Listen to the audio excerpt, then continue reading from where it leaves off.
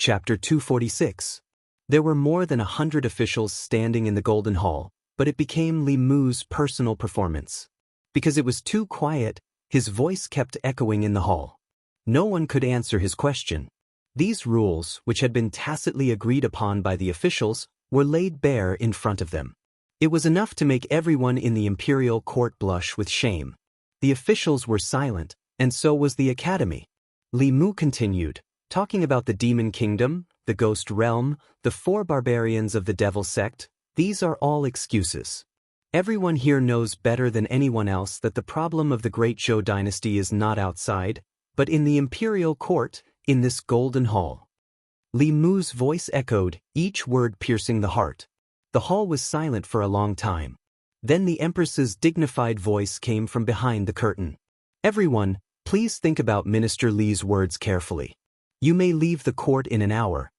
Behind the curtain, footsteps sounded and gradually faded away. The Empress must have left from the back of the hall. After a while, Mr. Mei walked out from the back of the hall. He gave Li Mu a look, and Li Mu followed him out from the back of the hall. Inside the main hall, there was silence. The Assistant Minister of Personnel's face was as black as the bottom of a pot. The officials from the 6 ministries and 9 temples who had suffered at his hands did not look too good either. The vice-deans and instructors of the major academies left without a word. The officials looked at each other. The hall was silent for a long time. Then someone sighed and said, "Where did this hothead come from?" After someone spoke, the oppressive atmosphere in the hall exploded. He really dares to speak. The 6 ministries and 9 temples, and the 4 great academies, have all been scolded by him. Even His Majesty has not scolded us like this. With this kind of person as the imperial censor, I'm afraid we won't have a good life in the future.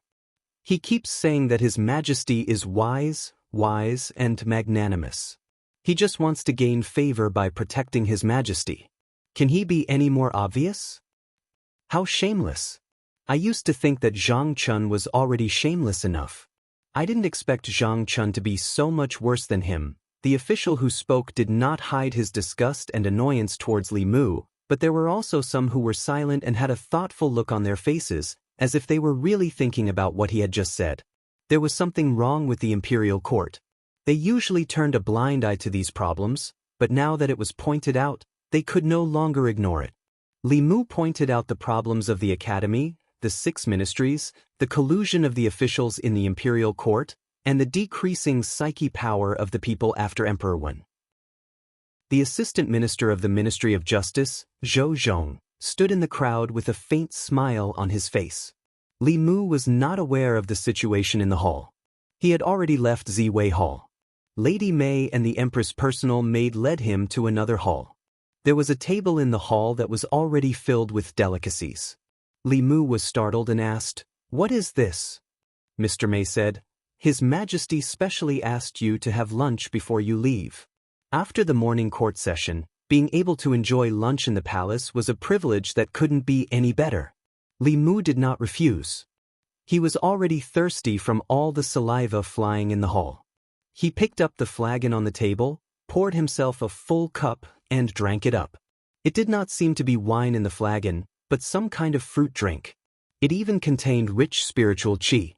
One sip was equivalent to half a spiritual jade absorbed by Li Mu. After he sat down, he looked at Mr. Mei and the young maid standing aside and said, "Don't just stand there.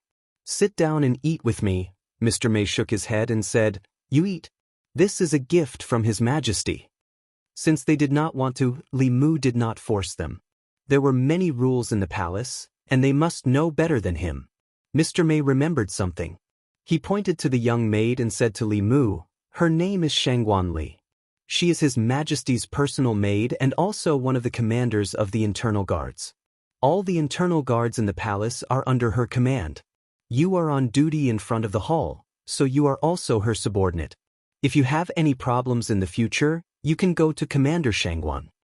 Shangguan Li's initial prejudice against Li Mu had disappeared without a trace. She looked at Li Mu lightly and said, "Just call me boss." Li Mu saluted her with his fists and said, "Greetings, Commander Shangguan." Shangguan Li glanced at him and left. The word boss, had a special meaning to him. Li Mu would not call her that casually. This Commander Shangguan was at most a few years older than him, but she also had the cultivation of the fifth realm. It must be because she was the Empress' personal maid. Her Majesty the Empress was so generous. If she could become her personal little jacket, she would definitely receive many benefits. She was able to advance to the creation realm at such a young age. Sooner or later, Li Mu would replace her position and become the Empress' closest jacket. Mr. Mei walked to Li Mu's side and asked, "Do you have any conflicts with Ali?" Li Mu shook his head and said, "It was the first time I saw her. But before the morning court, she looked at me with an unfriendly gaze." Lord Mei knew the reason and said, "Maybe it's because you weren't familiar with each other at that time. You're all His Majesty's internal guards and you're his subordinate. You'll get to know each other better in the future." After Shangguan Li left, the atmosphere in the hall became much better. Li Mu smiled and said to Lady Mei, "Sister Mei, why don't you sit down and eat with me? I can't finish all these by myself. Besides, I have some questions to ask you. It's not convenient for us to talk if you're standing and I'm sitting." Mr. Mei had to sit down and asked, "What questions do you have? Ask away." Li Mu remembered the scene in the court where the Empress was alone and helpless. He asked, "Doesn't Her Majesty have her own confidants in the court?" Mr. Mei said, "Since the time of Emperor Wen, all the officials in the Great Zhou, except for the Imperial Censor, came from the 4 academies.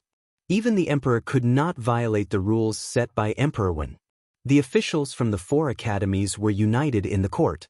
As long as this rule was not abolished, it would be difficult for Her Majesty to have any confidants. Most importantly, Her Majesty did not want the throne, and she did not want to cultivate any confidants. If it were not for the conflict between the old and new parties, which has affected the psyche power of the people of the Great Zhou and hindered the condensation of the Emperor's qi, Her Majesty would not have cared about them at all. Li Mu remembered that Mr. Mei once said that the Empress did not become the Empress by her own will. She was just a transition for the Zhou family to take over the court.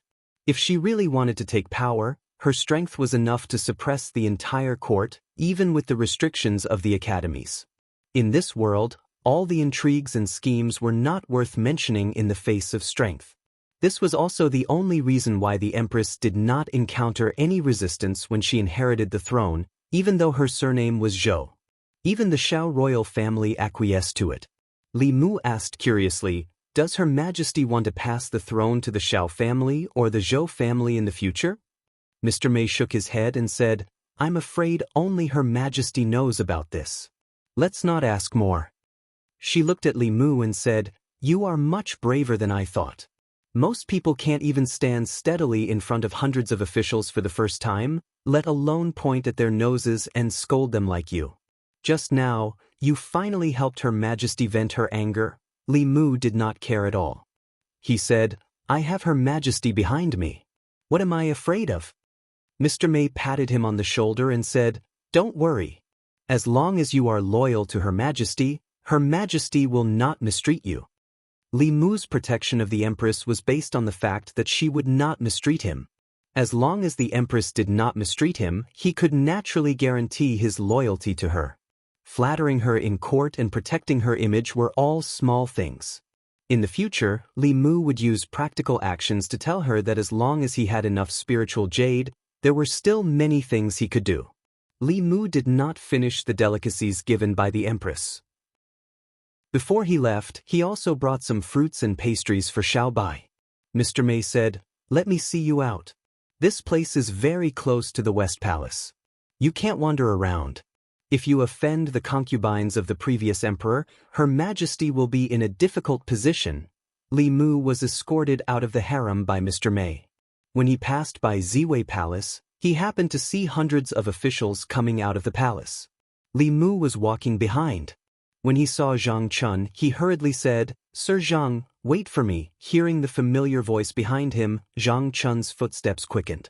Li Mu quickly caught up with Zhang Chun and said, "Sir Zhang, why are you walking so fast?" Zhang Chun hurriedly said, No, Sir Li, don't call me sir in the future. I can't accept it, really. The Imperial Censor in the palace was only a 7th-rank official. Zhang Chun was now a fifth-rank official. Moreover, Li Mu's identity was only useful during the morning court. Normally, he was still a constable in the divine capital. However, since Zhang Chun said so, he did not force him. He said, "Old Zhang, what are you afraid of?" Zhang Chun looked at him and said in shock, "Are you really stupid or are you pretending to be stupid? After what you did in the court, there will be no place for you in the divine capital. You may not be afraid of them, but I'm afraid of being implicated by you." Li Mu said, "I don't need them to tolerate me. I only need Her Majesty to tolerate me." He glanced at Zhang Chun and asked, "Besides, do you think it's useful for you to hide from me now?" Zhang Chun thought carefully and realized that he and Li Mu were grasshoppers in the same boat. He sighed and asked, "You disappeared for so long just now. Did Her Majesty summon you alone?" "No, she didn't." Li Mu shook his head and said, "Her Majesty told me to have lunch in the harem before leaving. I came out after lunch." "Lunch?" Zhang Chun licked his lips and asked, "How's the lunch in the palace? Is it rich? How many dishes are there?" Li Mu said, "It's quite rich. There are more than 30 dishes. The spirit wine is also delicious. One sip and the wine is wrapped in spirit qi." Zhang Chun's throat moved. He turned his head and said, "I heard that the imperial kitchen's cooking is not that good. I still prefer the home-cooked food my wife makes." Li Mu felt the same. He said, "I also like the food my wife makes." Zhang Chun was stunned. "You have a wife?" Li Mu nodded and said, "You met her in Yangqiu County. She's Lady Lu from the Yunyan Pavilion. However, she's still in the North County and won't come to the divine capital until a few days later." Zhang Chun had a deep impression of the beautiful manager of the Yunyan Pavilion. He sighed and said, "Why do all the good things happen to you?" Li Mu was taught and influenced by Li Si. He said, "As long as a girl puts down her face, it's easy to get her." Zhang Chun thought of his performance in the palace and nodded.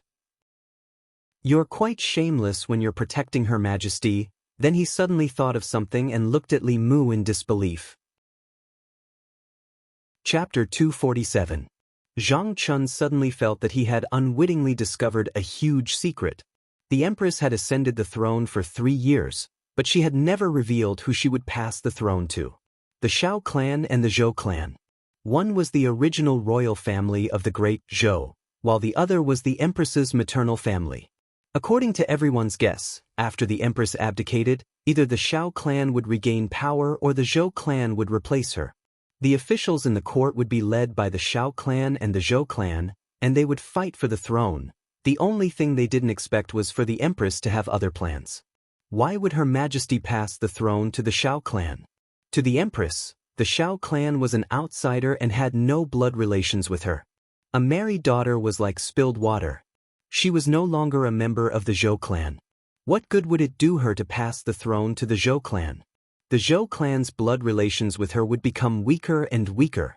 Who knew what they would think of her in the future? Instead of passing the throne to an outsider, why not give birth to one herself? Wouldn't it be better for her own children to inherit the throne than outsiders like the Zhou clan and the Shao clan? With this bold assumption in mind, Zhang Chun began to speculate. If Her Majesty wanted to pass the throne to her children, what was the biggest obstacle? The Shao clan and the Zhou clan were nothing to be afraid of. Her Majesty herself was a transcendence expert, a 7th realm transcendence expert. She was the strongest existence in the 10 continents. The legendary 8th realm and 9th realm only existed in legends.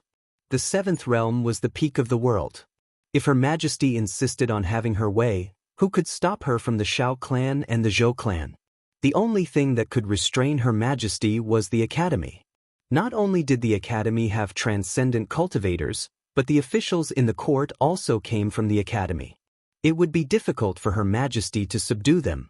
That was why Her Majesty wanted to weaken the Academy's position in the court, and why she wanted to reduce the quota for the Academy. Connecting the dots, Zhang Chun knew that he had discovered the truth. The last problem was that Her Majesty had no children. Although she was the crown princess and the empress, it was said that the former crown prince liked men and was only husband and wife on the surface. After ascending the throne, Her Majesty didn't establish a harem. Who did she want to have children with? Zhang Chun's gaze involuntarily turned to Li Mu. Her Majesty's love for Li Mu and her meticulous love for Li Mu was something that even he couldn't bear to see. The answer was obvious. Li Mu was the future empress. Li Mu and Zhang Chun walked out of the palace. Along the way, Zhang Chun did not speak. Li Mu thought that he was really frightened. Just as he was about to turn around, Zhang Chun suddenly looked at him with a face full of smiles and asked, "Your Majesty, no, Li Mu, to be honest, how do you think this official treats you?" Li Mu then said, "It's all right, what do you mean by okay?" Zhang Chun looked displeased and said, "Back in Yangqiu County, I took good care of you. Now that you've come to the divine capital, you've caused so much trouble for me. Have I ever complained?" "Li Mu, you complain every time." "It's not important." Zhang Chun waved his hand and said, "You made a big mistake and offended someone you shouldn't have offended. When have I not cleaned up your mess behind your back? Touch your conscience and tell me, have I not treated you well?" Li Mu touched his conscience and thought carefully. He said, "Sir, you've been very good to me." This was the truth. If it were another superior, Li Mu would have been pushed out to take the blame the first time he caused trouble for him. Zhang Chun finally smiled and said, "If you become rich in the future, don't forget my kindness." Li Mu nodded and said, "Don't worry, I won't forget." Zhang Chun let out a long sigh of relief and muttered, "Whether or not this official can move to a bigger residence, whether or not I can have 8 maidservants to serve me, it all depends on you." Li Mu was stunned and asked, "What?" Zhang Chun waved his hand and said, "Nothing, we'll talk about this in the future." After parting with Li Mu, Zhang Chun did not return to the yamen. Instead, he went straight home. Mrs. Zhang was trimming the flowers in the yard. When she saw him coming in, she asked in confusion, "You're not going to the yamen today?" Zhang Chun said, "The morning court was delayed for an hour today. It's almost time for lunch. I'll go back to the yamen after lunch." Mrs. Zhang put down the scissors and said, "You must be tired after standing all morning. Go back to your room and rest for a while." Zhang Chun rolled up his sleeves and said, "I'll help you." Mrs. Zhang shook her head and said, "You'd better rest. The kitchen is so small that it can't accommodate 2 people." Zhang Chun held her hand and said, "Madam, you've suffered. I promise that I'll give you a bigger house in the future. At least 5 rooms. The kitchen must also be big. It won't be crowded for 10 people to stand." Mrs. Zhang patted his hand and said, "Such a big house is enough to live in. Many officials in the court don't even have their own houses." Zhang Chun smiled and said, "In short, madam, just wait and see. One day, I'll let you live in a bigger house. In the future, there will be maidservants to do the cooking and cleaning. You can be served comfortably by them. Good, good, good. I'll wait for that day."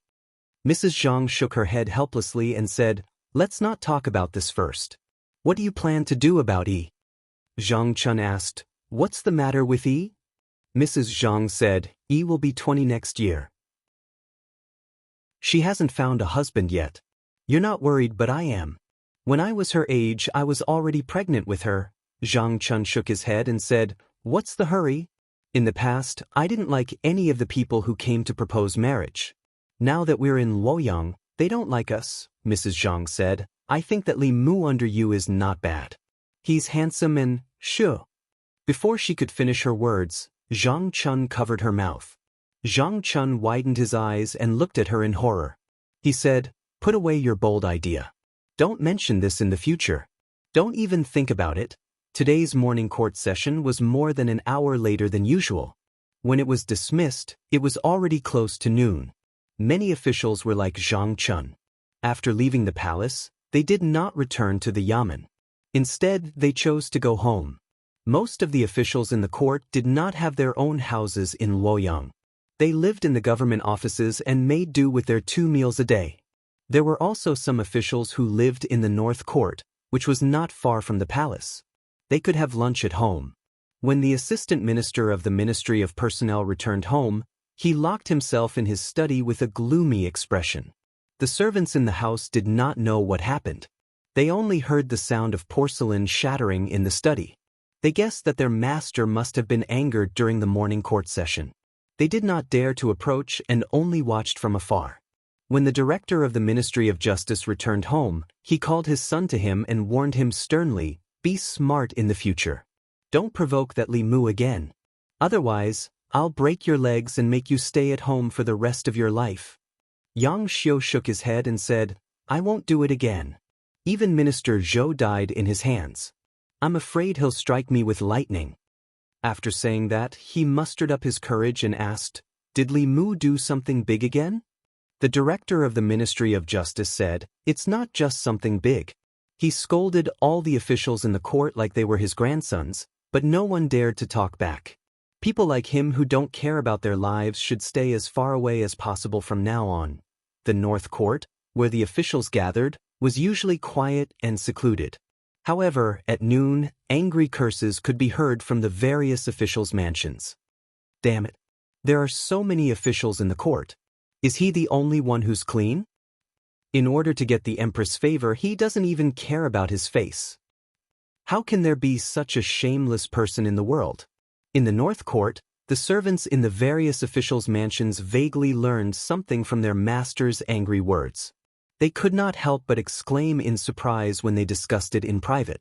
They had lived in Luoyang for so long and worked in the official mansions.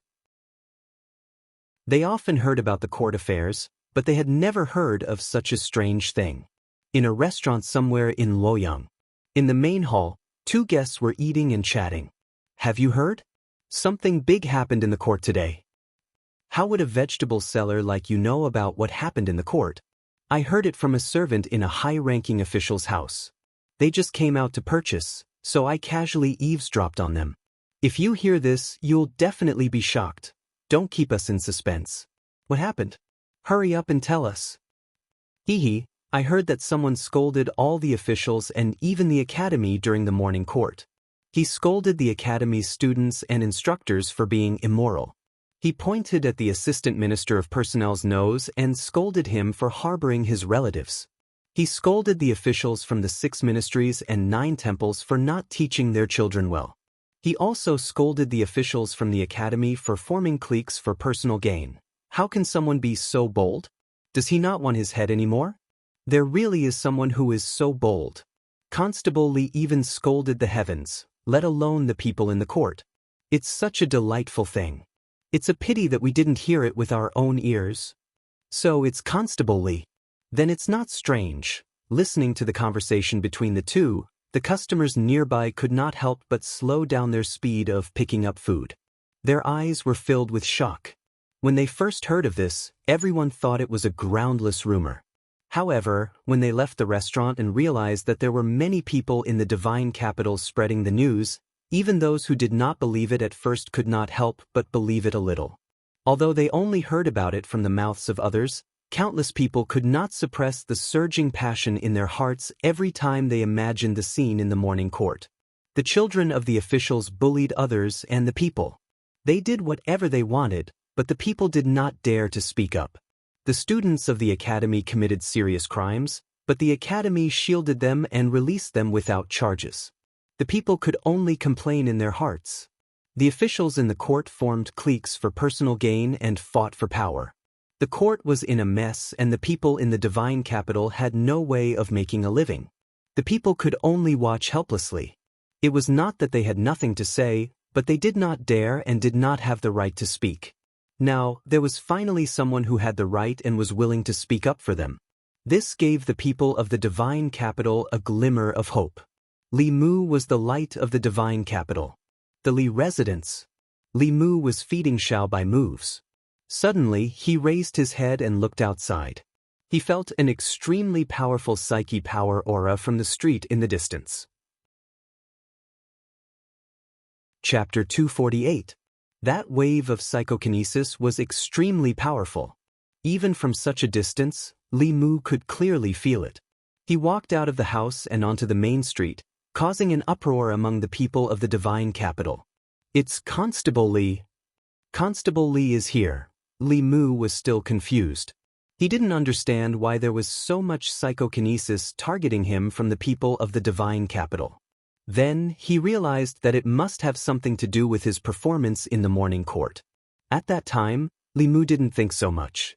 The scene in front of him could be considered a pleasant surprise. Every time he did something to win the hearts of the people in the divine capital, the psychokinesis of the people would reach a peak in a short time. Li Mu obviously wouldn't waste this rare opportunity. In the next half a day, he walked through the streets and alleys and walked through half of the divine capital.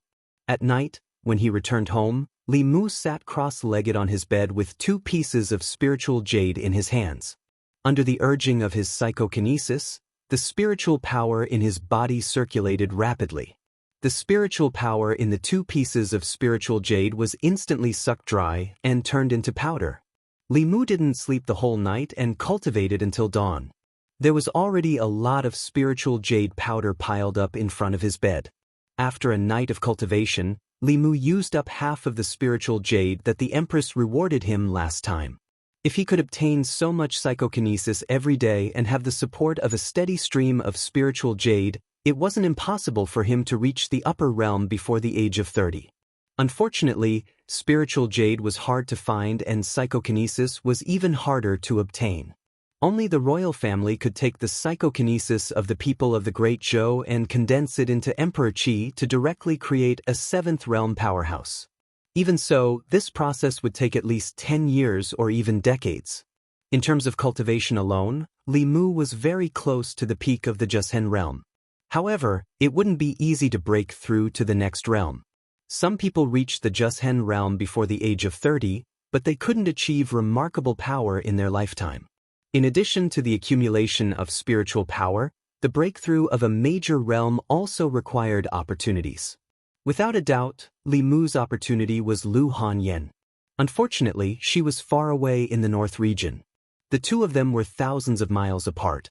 However, even if there was a chance to break through now, Li Mu did not dare to touch it lightly. His mana was growing too fast, and his foundation was not stable. It was easy for his inner demons to invade him, and when he was advancing, it was the easiest time for the inner demons to invade him. Before he completely settled the woman in his dreams, Li Mu did not dare to try. Speaking of the woman in his dreams, she had not appeared for a long time. Although Mr. May had told him not to worry and to let nature take its course, Li Mu could not be at ease when it happened to him and was out of his control. It was a pity that he didn't have a chance to meet Her Majesty other than the morning court assembly. Otherwise, he could ask Her Majesty how to suppress and eliminate his inner demons. As a level 7 cultivator, this should be a simple matter for her. Although Li Mu had become an internal guard, he was still quite a distance away from becoming the Empress's personal guard. If he wanted to get more benefits from her, he first had to know what Her Majesty wanted. According to Mr. May, what Her Majesty wanted was the faith of the people in the Great Zhou. She wanted to gather the faith of the people in the Great Zhou's 36 counties and create the next Emperor's Qi as soon as possible. But according to Li Mu's understanding, the thing called Emperor's Qi by the royal family was actually the spirit of faith. It could allow an ordinary person to have the cultivation of the upper realm overnight. It could steal the fortune of heaven and earth and go against the heavens. The difficulty of this was obvious. This required 36 commoners to visit the state temple frequently, and after decades of accumulation, a strand of Emperor's Qi could be formed. The strand of Emperor's Qi that the Empress had was the accumulation of 2 generations of Zhou dynasty emperors for nearly half a century. Now, the Empress had only been on the throne for 3 years, and the next strand of Emperor's Qi was still far away. Li Mu still had a lot of doubts in his heart. As an upper realm cultivator, Her Majesty could do whatever she wanted. If she didn't want to be emperor, she could just not do it. With her strength, no one could force her, unless there was some secret that Li Mu didn't know. These weren't that important to Li Mu. He just needed to know that whatever Her Majesty wanted, he would give her. To obtain a continuous and stable faith of the people, as long as the people of the Great Zhou lived in peace and contentment, lived prosperous lives, and didn't have to worry about not having enough to eat, they would naturally be convinced by the imperial court and Her Majesty. This was simple to say but extremely difficult to do. It was necessary to create a prosperous Great Zhou to win the hearts of the people and shorten the time needed to condense the Emperor's Qi. This was a long-term thing that couldn't be done overnight. The most important thing now was to help Her Majesty get rid of the control of the 4 academies. For more than 100 years, the important officials of the imperial court had all come from the 4 academies, which led to the current situation of the imperial court. The imperial court urgently needed new blood. To change the situation, the imperial court could imitate the imperial examination and independently select talents from the 36 counties outside of the 4 academies.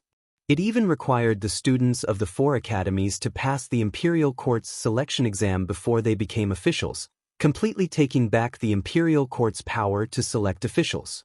Of course, it wasn't easy to completely change the situation of the imperial court. Jianghu's incident only damaged the reputation of the 100 Rivers Academy. Li Mu spoke bluntly in the Golden Palace, but the 4 academies wouldn't give up their power just because of Li Mu's words. The Empress and the 4 academies were in a state of balance. Although this world respected the strong, the imperial court's affairs could never be resolved simply by force, unless Her Majesty could break through to the 8th realm.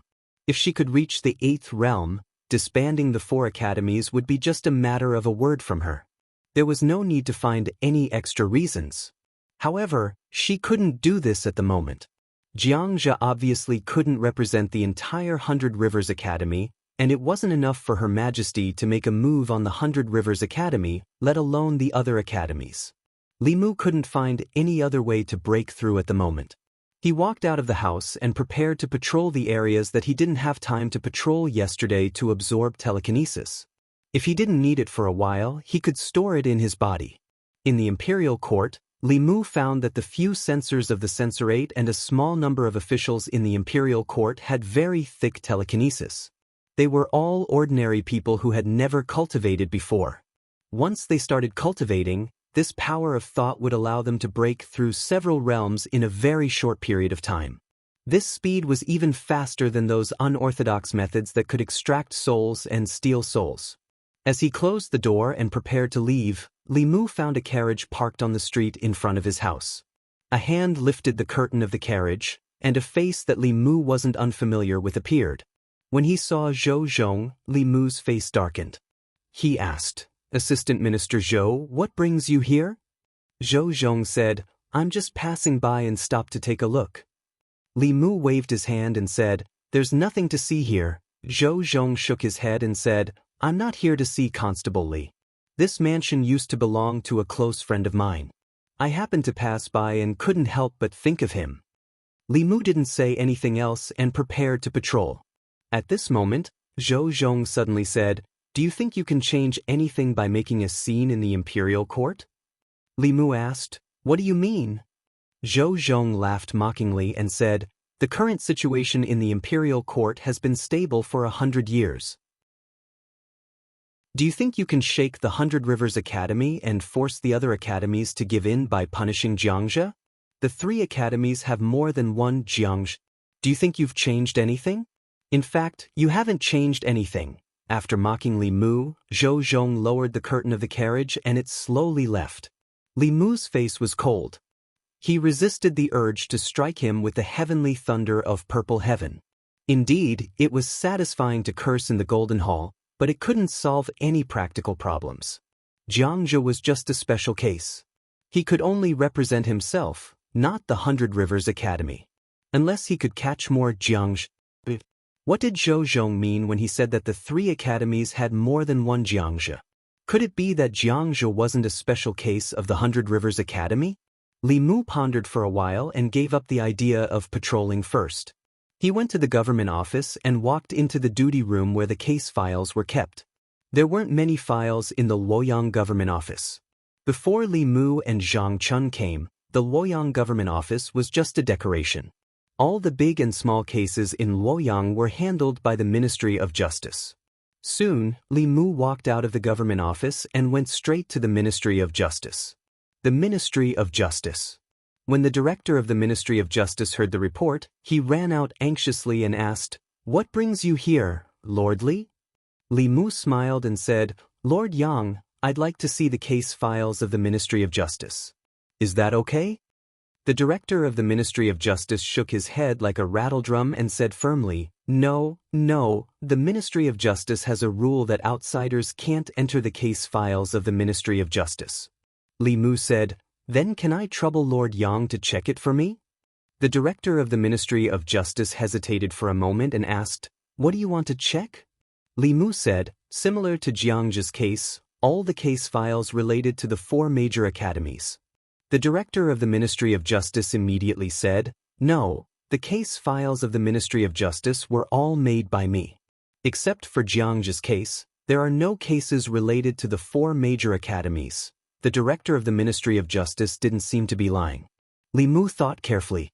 It wasn't that there were no cases related to the 4 major academies, but that the Ministry of Justice didn't dare to accept them.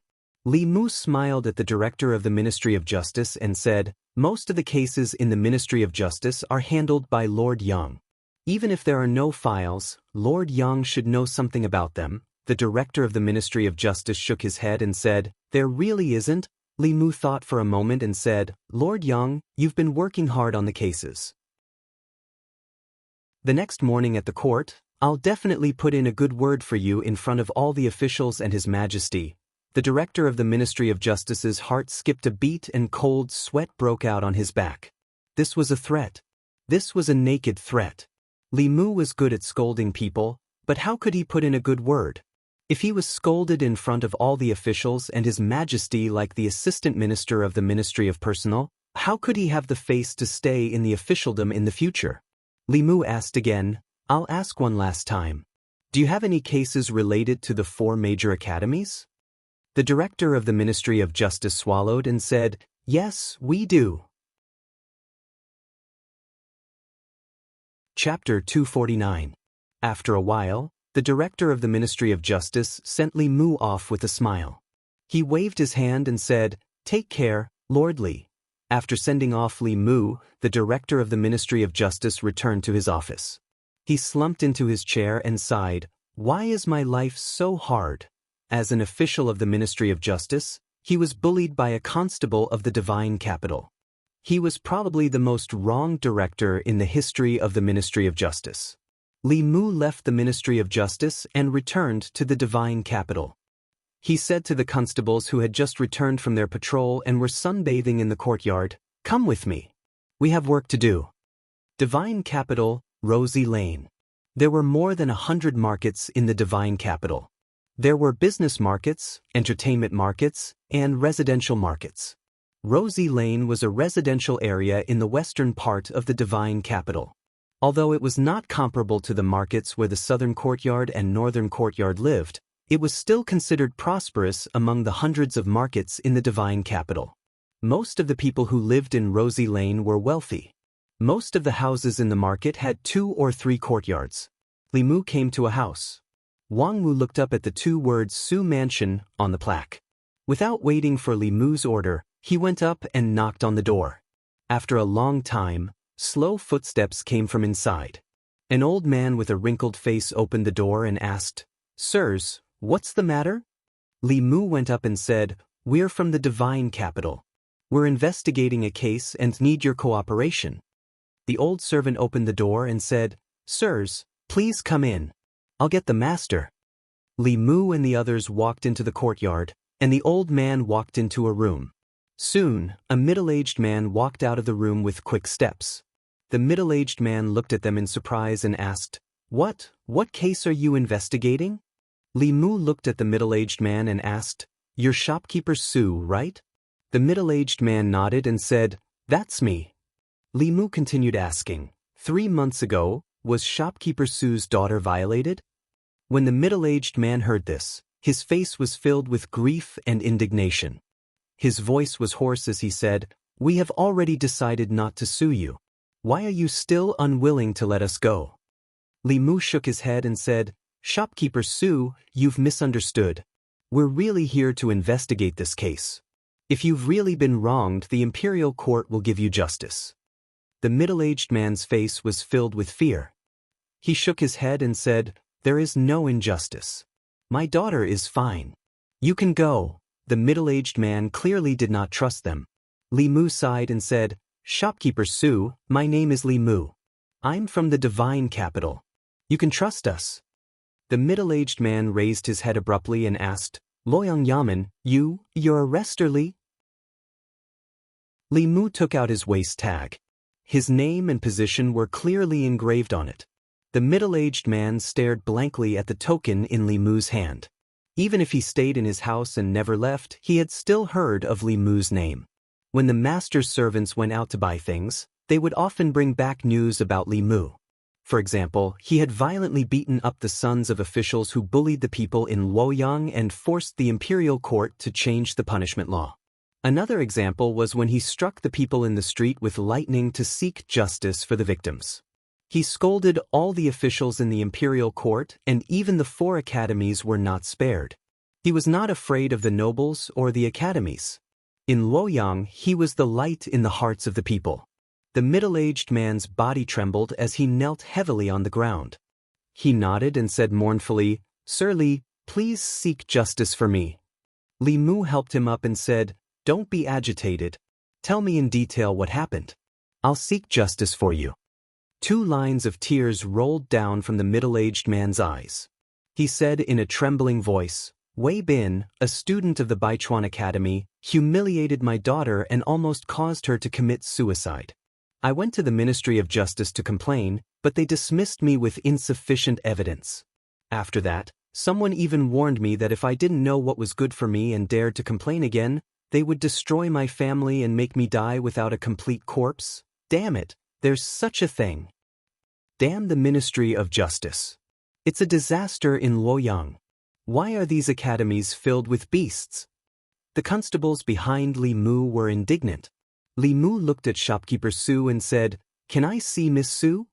Shopkeeper Su nodded and said, "I'll bring Constable Li over. However, after my daughter was humiliated by that beast, she tried to commit suicide several times. Now her mind is not clear and she's afraid of outsiders, especially men." Li Mu looked at the people behind him and said, "Wait for me here." Under Shopkeeper Su's lead, Li Mu passed through a moon gate and arrived at the inner courtyard. The scene in the courtyard was a little strange. There was an old tree in the courtyard and its trunk was wrapped in a cotton quilt. The well in the corner was also covered by a stone slab. The stone slab was also wrapped in a thick cotton quilt. Even the stone tables and benches in the courtyard were wrapped in cotton and other things. There was a woman sitting by the stone table. The woman was about 18 or 19 years old. She was wearing a plain dress. Her clothes were neat but a little messy. Her hair was loose and her face was a little dull. Her eyes were empty. When she heard someone approaching, her face was immediately filled with fear. She covered her head with both hands and screamed, "Don't come here! Don't come here!" Shopkeeper Su clenched his fists. His face was full of sorrow and his body could not stop trembling. Li Mu did not approach the woman. He retreated to the outer courtyard and took out a few fulu. He handed it to Shopkeeper Su and said, "This talisman can calm the mind. Before going to bed at night, turn it into talisman water and let her drink it. Her condition should be better." Shopkeeper Su drank the talisman water and said repeatedly, "Thank you, Constable Li. Thank you." The only thing Li Mu could do was to calm her mind. Being violated and humiliated had obviously caused great damage to her soul and even affected her mind. She could only rely on her own strength to get over it. The best way for her to get over the knot in her heart was to let her see with her own eyes that those who violated and humiliated her received the retribution they deserved. 100 Rivers Academy, Wei Bin. Li Mu's face darkened as he walked out of the Su mansion. He said, "Let's go to 100 Rivers Academy." Wang Wu and the others followed him without hesitation. They used to be afraid of the academy, but after Jianghu's incident, the academy's weight in their hearts had lessened a lot. 100 Rivers Academy. When Li Mu walked to the gate of the academy, the old gatekeeper appeared again. He looked at him angrily and asked, "What are you doing here again?" Li Mu said calmly, "Ask Wei Bin to come out. He's involved in a case and needs to go back with us to the Yamen for investigation." If it was in the past, the old man would not care about a constable of the divine capital Yamen. However, after Jianghu's incident, he deeply realized the consequences of ignoring him. He was only a gatekeeper of the academy. This kind of thing should be left to the person in charge of the academy. He glanced at Li Mu and said, "Wait here. I'll go in and report." With that, his figure disappeared into the academy gate. Li Mu and the others stood at the entrance of the academy in their official uniforms. They were particularly eye-catching. Soon, some commoners came up and asked, "Constable Li, what's going on? Did a student of the academy commit a crime again?" Li Mu said, "A student of 100 Rivers Academy defiled a woman. We're going to arrest him." "What? A student of the academy again? How can a student of the academy do such a dirty thing? They're reading books of sages, but they're worse than beasts. What did the instructors of the academy teach them?" The commoners gathered around Li Mu and the others and discussed animatedly. Inside the academy, Vice Principal Chun frowned tightly. He asked in a deep voice, "Whose student is Wei Bin?" A middle-aged man stood out from the group of instructors in front of him and said nervously, "He's my student."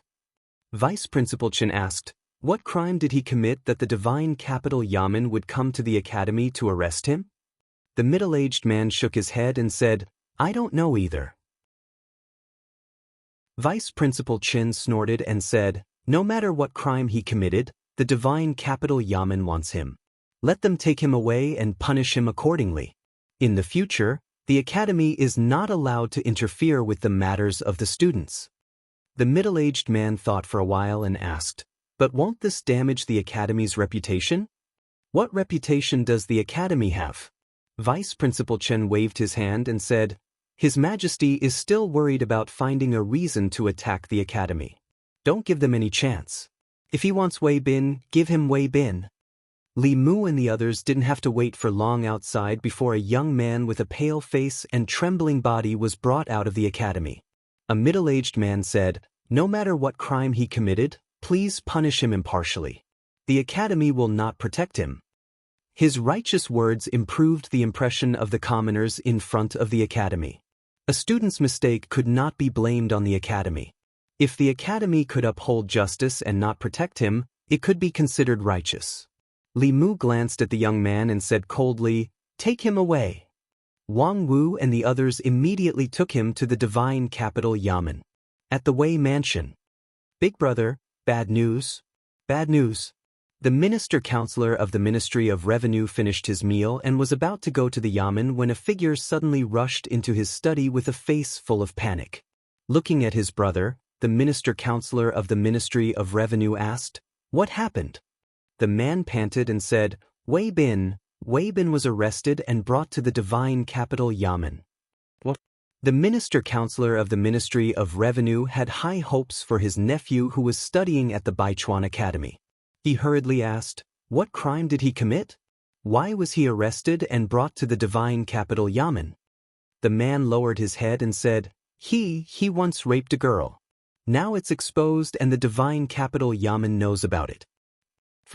The minister-counselor of the Ministry of Revenue said angrily, "Why did you only tell me about this now?" The man said worriedly, "Big brother, what do we do now? He already knows his mistake. The Divine Capital Yamen won't sentence him to death, right? I'm not very clear about the law. I'll go ask Pin." The minister-counselor of the Ministry of Revenue walked out of the study and into another courtyard.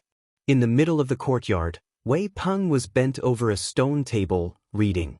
Hearing the noise, he turned his head and asked, "Father, second uncle, is there something you need from me?" The minister-counselor of the Ministry of Revenue said, You're familiar with the law. What's the sentence for raping a girl?" Wei Peng was stunned and asked, "Why are you suddenly asking this? Did second uncle rape a girl?" The minister-counselor of the Ministry of Revenue said, "Don't ask too much. What's the sentence for raping a girl?" Wei Peng looked at his second uncle with a strange gaze and said, "Raping a girl is a serious crime. According to the law of the Great Zhou, Book 2, Article 36, those who commit the crime of rape are usually sentenced to 3 to 10 years in prison. In serious cases, the highest sentence is execution." The man hurriedly asked, "What's considered serious?" Wei Peng shook his head and said, "If the method of rape is too cruel, such as raping the same girl over a long period of time, raping a pregnant girl, a seriously ill girl, or in public, or causing serious injury to a girl. These are all serious cases. The man let out a sigh of relief but still asked worriedly, "What do we do? If that's the case, won't Bin be in prison for more than 3 years?" Wei Peng was shocked and said, "Wei Bin was the one who raped the girl?" The man looked at Wei Peng and a glimmer of hope appeared in his eyes. He said, You know the law. You have to help your brother.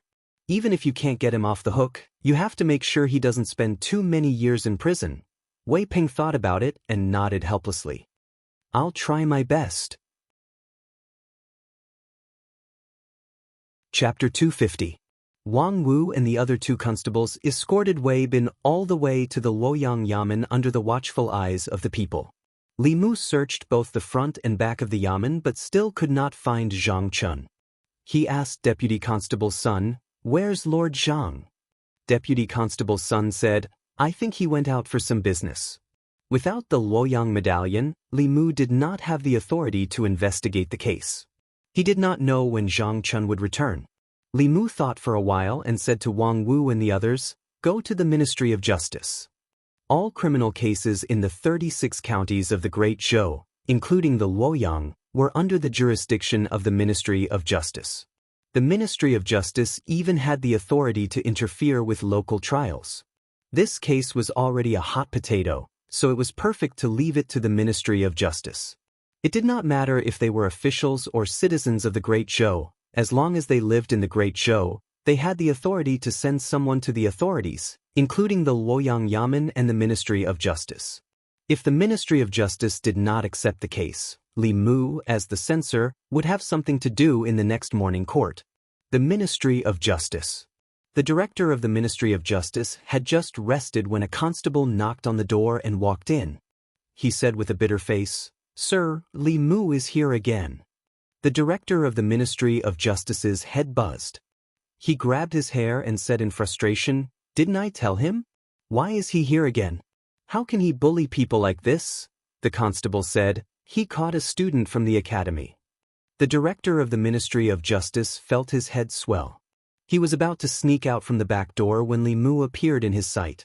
He said with grief and indignation, "Sir Li, didn't we agree to take him to the Luoyang Yamen?" Li Mu looked at him, sighed, and said, "Lord Yang, you are so silly. I gave you this opportunity because of our friendship in the past. If you don't want it, you can't blame me for what happens next." Their past friendship was **T. The director of the Ministry of Justice cursed in his heart but still asked, "Sir Li, what do you mean?" Li Mu said, "According to the victim of this case, he complained to the Ministry of Justice as soon as the case happened. However, not only did the Ministry of Justice not accept the case, you dismissed him with the excuse of insufficient evidence. After the case, you even threatened his family, saying that if he sued you again, you would kill him." The director hurriedly said, "The Ministry of Justice did not threaten him. The Ministry of Justice never do such things. Who would believe that?" Li Mu looked at him with great pity and said, "This case has attracted widespread attention of the people. People will only think that all this was done by the Ministry of Justice. In the end, this matter will become more and more serious, and the consequences will become more and more serious. Do you think you can escape from it, Lord Yang? When the time comes, who do you think will be pushed out by the Ministry of Justice to take the blame? Who do you think will be the minister, the assistant minister, or you, official Yang? I'm giving you a chance to make up for your mistakes on account of your help. If you don't want it, I'll bring him back to the fairy's capital." "Wait." Under Li Mu's persuasion, the director of the Ministry of Justice had understood and hurriedly spoke. Li Mu had completely enlightened him. Once the case became big, the Ministry of Justice would be held responsible. The position of the director of the Ministry of Justice was neither big nor small. It was just right for him to take the blame. If he did not do something to make up for it, he would most likely lose his position. He might even be imprisoned. He clasped his fists to Li Mu and said, "Sir Li, thank you for reminding me. I will remember your kindness. You're welcome." Li Mu nodded and said, "In that case, let's start the trial as soon as possible." The director of the Ministry of Justice walked out of the office and saw Zhou Zhong coming out from the opposite side. He asked nervously, "Sir Zhou, the academy's student committed a crime. Do you want to interrogate him yourself?" Zhou Zhong waved his hand and said, "Go ahead. I'll just listen." His gaze swept past Li Mu and then left calmly. There was a commotion in the front yard of the Ministry of Justice. The minister-counselor of the Ministry of Revenue, Wei Bin's father, and Wei Peng had just arrived from the Luoyang Yamen. The minister-counselor of the Ministry of Revenue saw the director of the Ministry of Justice and immediately said, "Sir Yang, please wait." The director of the Ministry of Justice turned and asked, "Sir Wei, why are you here?" The minister-counselor of the Ministry of Revenue sighed and said, "Wei Bin is my nephew." The director of the Ministry of Justice was surprised. Then he shook his head and said, "If Sir Wei is here to plead for Wei Bin, then I'm sorry. This case has attracted a lot of attention. I can't be biased." The minister-counselor of the Ministry of Revenue shook his head and said, "Of course not. Wei Bin is guilty. I just want to listen." The director of the Ministry of Justice nodded and said, "Yes, but Sir Wei's identity is special. You can only listen outside the court." The minister-counselor clasped his fists and said, "Thank you, Sir Yang." Then he said, "Can we have a few words with Wei Bin?" The director of the Ministry of Justice hesitated and said, At this moment, Zhou Zhong said from afar, "Don't take more than half an hour." The minister-counselor of the Ministry of Revenue was grateful and said, "Thank you, Sir Zhou." The three of them walked to Wei Bin's side. Wei Bin's face was pale and he said in panic, "Uncle, father, save me." The minister-counselor of the Ministry of Revenue was angry and said, "Bastard, I didn't send you to the academy to rape women. Now you know fear. Why didn't you know when you were doing evil?" Wei Bin's father hurriedly said, "Now is not the time to talk about this. Bin, from now on, remember every word your brother says. Later in the court, you will do as your brother says. That way, you will receive the lightest punishment." Wei Bin nodded and said, "I will not speak carelessly." Wei Peng looked at him and asked, "Did you really do this?" Wei Bin nodded and said, "It was me." Wei Peng asked again, "Did you use violence during the process?" Wei Bin shook his head and said, "No, we only started after she was unconscious." Wei Peng was stunned and asked, "We?" Wei Bin said, "I wasn't the only one who did this." Wei Peng thought for a while and said, "Got it. Later, no matter what the sir asks, as long as you did it, just admit it. If you confess, you can fight for a reduced sentence. After that, you can confess to all the people who committed the crime with you. This can be considered a meritorious service. It is very likely that your sentence will be reduced to less than 3 years. After a while, the director of the Ministry of Justice walked forward and asked, "Are you done?" The minister-counselor of the Ministry of Revenue said, "I'm done. Thank you, Sir Yang." The director of the Ministry of Justice walked to the court and asked for instructions from the minister-counselor of the Ministry of Justice. He said in a low voice, "Begin the court." Wei Bin was brought to the court. The director of the Ministry of Justice sat at the top. Li Mu and the minister-counselor sat on his left and right to listen to the trial. The director of the Ministry of Justice patted the gavel and said, "Men, summon the Sioux woman to the court." Li Mu raised his head and said, "Sir Yang, the Sioux woman has been defiled by Wei Bin. Her body and mind have been injured. She is afraid of seeing strangers and is not suitable to be brought to the court. Directly interrogating Wei Bin is enough." The director of the Ministry of Justice thought for a while and nodded. "Sir Li is very considerate." He patted the gavel again and looked at Wei Bin. He asked, "Wei Bin, do you admit your crime?" "Your student admits his crime." Wei Bin immediately knelt down and spilled the beans. 3 months ago, on the night of the 6th day of the 2nd lunar month, your student tricked Su Yao to an inn and drugged her, then violated her. The director of the Ministry of Justice was stunned. He did not expect Wei Bin to confess so quickly. He did not even ask anything and Wei Bin had already confessed everything. He quickly recovered and said, "Since you have confessed, then according to the 36th article of the 2nd book of the Law of Great Zhou, the punishment for raping a woman is between 3 and 10 years in prison. That woman was injured physically and mentally because of your rape. I now sentence you to 7 years in prison. Your Excellency, please wait. Wei Peng stood outside the court and loudly said, although Wei Bin is guilty, he did not use violence or coercion. Moreover, he confessed his crime on his own initiative. According to the law, Your Excellency should be given a lighter sentence. The director of the Ministry of Justice frowned. Do I need you to teach me how to judge a case? If you dare to disturb my judgment again, you will be punished for disturbing the court. At this moment, the Assistant Minister of Justice, Zhou Zhong, calmly said, although Wei Bin is a criminal, he still has the right to defend himself. Wei Peng, if you have anything else to say to defend Wei Bin, come to the court and say it. The Minister-Counselor of the Ministry of Revenue looked at the Assistant Minister of Justice with a grateful expression. He pushed Wei Peng and said, why aren't you going up? Wei Peng walked up to the court and raised his head. Apart from rape, Wei Bin's actions did not cause any other serious consequences. According to the law, he should be given a lighter sentence. The director of the Ministry of Justice glanced at Zhou Zhong. Seeing that he did not say anything, he felt somewhat uncertain. He then looked at Li Mu. Seeing that his expression was also calm, he finally decided to act according to the law. He did not favor Wei Bin, nor did he intentionally increase his punishment. If he acted according to the law, no one could blame him, right? The director of the Ministry of Justice cleared his throat and looked at Wei Peng. What you say makes sense. In view of Wei Bin's voluntary confession, I will give you a lighter sentence and sentence you to 5 years in prison. Outside the court, the Minister-Counselor of the Ministry of Revenue and Wei Bin's father let out a sigh of relief.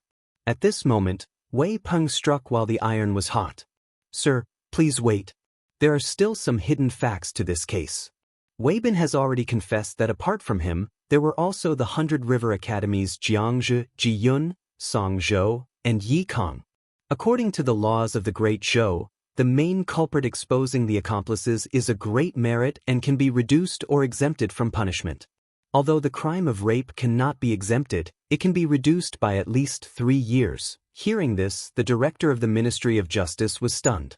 This Wei Peng seemed to be very familiar with the law, but did he not know the difference between rape and rape? Rape of a woman was generally punished with 3 to 10 years in prison. Rape of a woman was extremely vile. The main culprit would be sentenced to at least the death penalty and could not be reduced. This law had been amended by Assistant Minister Zhou 5 years ago. Could it be that Wei Peng was looking at the unamended law of the Great Zhou from 5 years ago? Li Mu left his chair and walked up to the court. Under Wei Peng's somewhat frightened gaze, he patted his shoulder and said, listen to my advice. In the future, if there's nothing important, don't contact your second uncle's family. Chapter 251.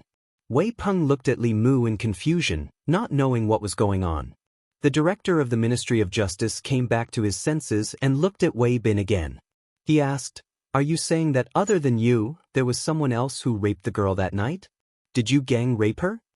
The sentence had been reduced from 7 years to 5 years. Wei Bin nodded repeatedly and said, there was also Jianghu, Jiyun, Songzhou, and Yikang. There were 5 of us. The director of the Ministry of Justice rubbed his forehead and began to realize the seriousness of the matter. Gang rape with more than 2 people had already exceeded the limit of a 10-year sentence. Gang rape with 5 people was the worst type of crime. It was unpardonable, and there was no doubt that the main culprit would be sentenced to death. Even the important accomplices would not be able to escape death. It was nothing more than sentencing Wei Bin to death. Among all the death sentences, death by beheading was undoubtedly the lightest. Worse than death by beheading, there were also dismemberment by 5 horses, death by 1,000 cuts, and even torture against the soul. Just thinking about it made one shudder. Wei Bin was a member of the academy after all. He did not know what to do. He looked at the assistant director of the Ministry of Justice and gave him a questioning look. Zhou Zhong stood up and said, just sentence it as it should be. The director of the Ministry of Justice took a deep breath and looked at Wei Bin again. He asked, who came up with the idea of gang raping the girl? Wei Bin said, it was Jianghu. The director of the Ministry of Justice continued to ask, "Who tricked the girl into going to the inn?" Wei Bin said, "It was me. It was Ji Yun who drugged her." "Sir, I've already confessed. Can I not go to jail?" The director of the Ministry of Justice sighed and said, "You don't have to go to jail." Wei Bin's face lit up with ecstasy. "Really?" Wei Bin's father also looked happy. As an official, the director of the Ministry of Revenue instinctively felt that something was wrong. Wei Peng's face was full of disbelief. Once a woman was raped, there was no way to escape punishment. How could Wei Bin not have to go to jail? At this moment, the director of the Ministry of Justice continued, "According to the 36th article of the second volume of the Law of Great Zhou, Wei Bin, Jianghu, and Ji Yun, as the main culprits of the gang rape case, are sentenced to death. The others are to be sent back to the Yamen for trial." Wei Bin was stunned for a moment, and the smile on his face froze. He suspected that he had heard wrongly. His sentence had clearly been reduced from 7 years to 5 years. How did it suddenly become a death sentence? Wei Bin's father rushed to the court and said in shock, "Lord, how could this be? You can't judge him like this." "You can't judge him like this?" Wei Peng cried out loudly, "My lord, this is against the law." The director of the Ministry of Justice ordered one of the bailiffs, "Show him the Law of Great Zhou from our Yamen." The bailiff left the court and soon came back with a thick book and handed it to Wei Peng. As soon as he held the book, Wei Peng felt that it was completely different from the Law of Great Zhou that he had been reading these days. This book was slightly heavier and thicker than the ones he had been reading. The pages also looked like they needed to be updated. The pages of his Law of Great Zhou were already yellowed. He skillfully flipped to the second volume, and sure enough, he found an additional explanation after that law. Under the crime of rape, if there were 2 or more people taking turns, the punishment would be severe. If there were 5 or more people taking turns, the main offender and important accomplices would be executed at the very least. Wei Peng's body trembled, and the Law of Great Zhou in his hand fell to the ground.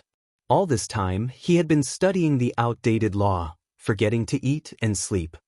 His face was filled with grief and indignation as he lamented, "Yang Xiu has wronged me." Li Mu returned to his position. At this point in the investigation, Wei Bin, Jianghu, and the other 2 could not escape death. Even if Wei Bin was willing to plead guilty, it could not change this fact. Whether he was willing to plead guilty or not, the Ministry of Justice could easily obtain the complete truth from him. Apart from Wei Bin and Jianghu, there were 3 more people from the 100 Rivers Academy that needed to be arrested. Li Mu walked to the director of the Ministry of Justice and said, "There are 3 more criminals from the 100 Rivers Academy. I know that Lord Yang is afraid of the academy. My divine capital Yamen will help you capture this person. What do you think, Lord Yang?" The director of the Ministry of Justice was worried about this matter. When he heard this, he said happily, "That's naturally the best." Li Mu walked past Wei Bin and the others and strode out of the Ministry of Justice. He said to Wang Wu and the others who were waiting outside, "Let's go back to the 100 Rivers Academy." The group of people returned to the 100 Rivers Academy from the Ministry of Justice. Along the way, they were surrounded by people. "Bastards! The academy has taught a bunch of bastards. Calling them bastards is an insult to bastards. They are worse than bastards. What's the point of an academy like this existing? It's better to disband it." After learning about the atrocities of the academy students from Wang Wu and the others, the crowd was immediately enraged. They rushed toward the 100 Rivers Academy in a mighty manner. The higher the academy's status in the hearts of the people, the worse the fall would be when they fell from the altar. In the past, no one in the divine capital dared to reprimand the academy. During this period of time, Li Mu had undoubtedly become the spiritual leader of the people. Li Mu could also clearly feel the people's love and faith in him. This kind of love and faith was difficult to form but easy to collapse. From beginning to end, he had to stand on the side of justice. At the entrance of the 100 Rivers Academy, the old man appeared and said angrily, "Wei Bin has already been given to you. What are you doing here?" Li Mu said indifferently, "Wei Bin has already confessed a few of his accomplices. They are called Ji Yun, Song Zhou, and Yi Kong. Come out and go to the Ministry of Justice for trial. The old man's expression froze. He keenly sensed the danger. In just half a month, the academy had already had 5 students tied up in court. Although this was nothing to the hundreds of students in the 100 Rivers Academy, it was a bad start. He quickly returned to the academy and reported this matter to the vice president. Vice President Chen's entire face was dark. He said gloomily, 3 more. Get those 3 bastards to come see me. Not long after, Yun, Song Zhou, and Yi Tsong were summoned. The 3 of them seemed to have known what would happen. They lowered their heads and said nothing with pale faces. Vice President Chen said angrily, "What did the 3 of you do? Tell me honestly." The 3 of them shuddered for a moment before they told him everything that had happened. Gang rape? Vice President Chen looked at them in a daze. A moment later, he laughed loudly. Good. These are the good students that my 100 Rivers Academy has taught. Jianghu's case did not cause any serious consequences, but it was different this time. The academy was established because the quality of Great Zhou's officials was uneven at that time. Emperor Wen ordered people to establish the academy and recruit students with clean backgrounds. He had them study the books of the sages in the academy and cultivate their virtue. At the same time, he had them learn how to rule a country, divine abilities, and spells to protect a region. Unexpectedly, 100 years later, the students of the academy, the future officials of Great Zhou, became criminals of gang rape. Vice President Chen waved his hand and said, "Send them out and expel them from the academy. The Ministry of Justice can deal with them however they want." When the 3 of them heard this, their expressions changed drastically. "No, Vice President. Vice President, save us. Vice President, we know our mistakes. We won't dare to do it again." Vice President Chen shook his head and said, "If admitting your mistakes can atone for your crimes, then what's the use of the law? The academy did not teach you how to be a good person. It's the vice president and the instructor's fault. Today, I'll teach you one last principle. You have to bear the consequences of your own mistakes." Ji Yun, Song Zhou, and Yi Tsong were sent out with their hands tied behind their backs. This time, the people of the 100 Rivers Academy did not say anything. Not long after, in the Ministry of Justice's court, apart from Jianghu, who was already in the Ministry of Justice's prison, Ji Yun, Song Zhou, Yi Tsong, and Wei Bin were all kneeling in front of the court. "Damn you, Wei Bin. Didn't you say you wouldn't rat us out? If I knew this day would come, I wouldn't have believed you. You can't escape, so you want to drag us down with you." Ji Yun, Song Zhou, and Yi Tsong looked at Wei Bin, who was kneeling in a daze in the court. It was as if his soul had left his body. Wei Bin's eyes were lifeless. He knelt there in a daze, as if his soul had been taken away. Wei Peng's reaction was not any better. He stood outside the court with a blank expression. Initially, the Minister of Justice had already sentenced Wei Bin to 7 years of imprisonment. Wei Bin only needed to lose 7 years of freedom, and after he was released, he would still be able to enjoy a luxurious life. However, after his defense, Wei Bin's 7 years of imprisonment was turned into a death sentence. He had no idea how to face his uncle's family. Wei Bin's father was on the verge of collapsing. He shook Wei Peng's shoulder and said, "Give me back my son, give me back my son." Chapter 252. Bang. The Minister-Counselor of the Ministry of Revenue knocked his brother unconscious and ordered his 2 attendants, "Take him back." Wei Peng looked at the Minister-Counselor of the Ministry of Revenue. His lips moved and he said with difficulty, "Father." The Minister-Counselor of the Ministry of Revenue shook his head and said, "This is his fate. It has nothing to do with you." Zhou Zhong walked out of the court and said to the Minister-Counselor of the Ministry of Revenue, "I have done my best." From the moment they stepped into the Ministry of Justice, the Assistant Minister of Justice, Zhou Zhong, had been making things easy for them. He had even made an exception and allowed Wei Peng to defend himself in court. The Minister-Counselor of the Ministry of Revenue clasped his fists and said, "I will remember Lord Zhou's kindness and will repay it in the future." Zhou Zhong looked at Wei Peng and a strange light flashed through his eyes. He said, "Minister-Counselor Wei's son is a promising talent. If he can enter the academy, his future achievements will be even greater than yours.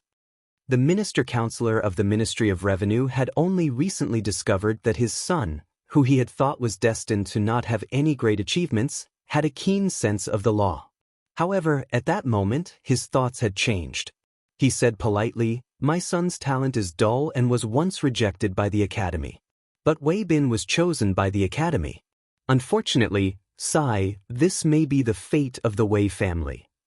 Zhou Zhong only glanced at Wei Peng and said, "This copy of the law of the Great Zhou is for you." Wei Peng's expression was absent-minded. He mechanically raised his head to look at Zhou Zhong and murmured, "Thank you, Lord." In the court, the director of the Ministry of Justice had already asked about the ins and outs of the case. In this rape case, Wei Bin was undoubtedly the main culprit, and Jianghu and Ji Yun were important accomplices. According to the law, these three people would be executed. The other two's crimes were lighter, but they could only keep their lives. They had to spend the rest of their lives in prison and do heavy labor. As students of the academy, they should have had the brightest future. In the future, they would have had a great chance, like him, to enter the court and wield power. Unfortunately, they had developed evil thoughts in their hearts and acted on them. More importantly, when they met Li Mu, their lives had taken an irreversible turn. He glanced at the four people kneeling in front of the hall and said, "Go to the prison and bring Jianghu here." Jianghu had been sentenced to 10 years in prison for attempted rape. He was still in the prison of the Ministry of Justice. After a few days, another crime he had committed had been dug up. Execution was the lightest punishment, and it would save a lot of food for the imperial court. The prison of the Ministry of Justice. Jianghu leaned against the wall, wearing a white prison uniform. His face was dirty, his hair was messy, and his expression was dull. He did not look as handsome as he did in the academy. After the attempted rape was exposed, not only was his reputation ruined, but he was also expelled from the academy. One day, he was still a high-spirited student of the academy. The next day, he became a prisoner of the Ministry of Justice. Even his cultivation had been crippled. Right now, he didn't have any magic power left in his body. His dantian was broken, so he couldn't cultivate again. Even in this dark prison, he couldn't stay for long. Other than having his freedom restricted, he still had to do heavy labor. He wanted to go out, he wanted to go back to the academy, and he wanted to enjoy all kinds of women. However, this was just an extravagant hope. His only hope was that after 10 years, when his imprisonment was over, even if he couldn't enter the imperial court as an official, he could rely on his family's wealth to resume his previous life. These days, he had been comforting himself with this thought. Suddenly, he heard footsteps. A jailer opened the door and said to Jianghu, "The Lord summons you. Come with us." Jianghu was stunned. He immediately jumped up and asked loudly, "Did the academy uphold justice for me? I don't have to go to prison anymore?" The jailer nodded and said, "No, you don't have to anymore. There was nothing to investigate about Wei Bin's case. He had confessed everything at the beginning. Later, the Ministry of Justice performed a soul search on them and completely confirmed their crimes. Wei Bin, Jianghu, and Ji Yun were sentenced to death because they were the main culprits and accomplices of serious crimes. The other two could forget about getting out in this lifetime. When the verdict was announced, countless people clapped their hands and cheered. Even the notorious Ministry of Justice was praised by the people, which was rare. Of course, the one who benefited the most was Li Mu. He was the one who redressed the grievances of the Su family's woman. He was also the one who brought Wang Wu and the others to the academy to arrest the people. The invisible psyche power in his body was so dense that it was almost tangible. It laid a solid foundation for his cultivation in the future. It was worth mentioning that Wei Peng, the son of the minister-counselor of the Ministry of Revenue, had changed his usual playboy ways. The story of him putting righteousness before family began to spread among the people. It was said that the Ministry of Justice's initial sentence for Wei Bin was 7 years in prison. Later, Wei Peng felt the misery of the Su family's woman. In the court of the Ministry of Justice, he defended Wei Bin with all his might. Finally, Wei Bin's sentence of 7 years in prison was changed to a death sentence. The prodigal had turned over a new leaf. Many people no longer harped on Wei Peng's past bullying of the people. They regarded him as a role model for playboys in Luoyang. Outside the east gate of Luoyang, the director of the Ministry of Justice grabbed a few sticks from the pot and threw them out. He said in a deep voice, "The time has come. Carry out the execution." The executioner raised his broadsword.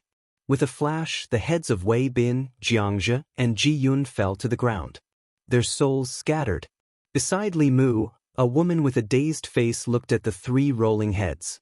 She suddenly burst into tears. She cried heartbrokenly. Shopkeeper Su hugged her. The man could not help but cry out as well. He comforted her, "My poor Yao Yao. It's okay. It's okay. The villains who harmed you are all dead. They're all dead." Seeing her cry so sadly, Li Mu was relieved. She was humiliated by Wei Bin and the others. Her mind was badly damaged and she had sealed her heart. No fulu or elixir could cure her. That was why Li Mu asked shopkeeper Su to bring her here to watch the execution. When she saw the three people being executed, the knot in her heart was untied.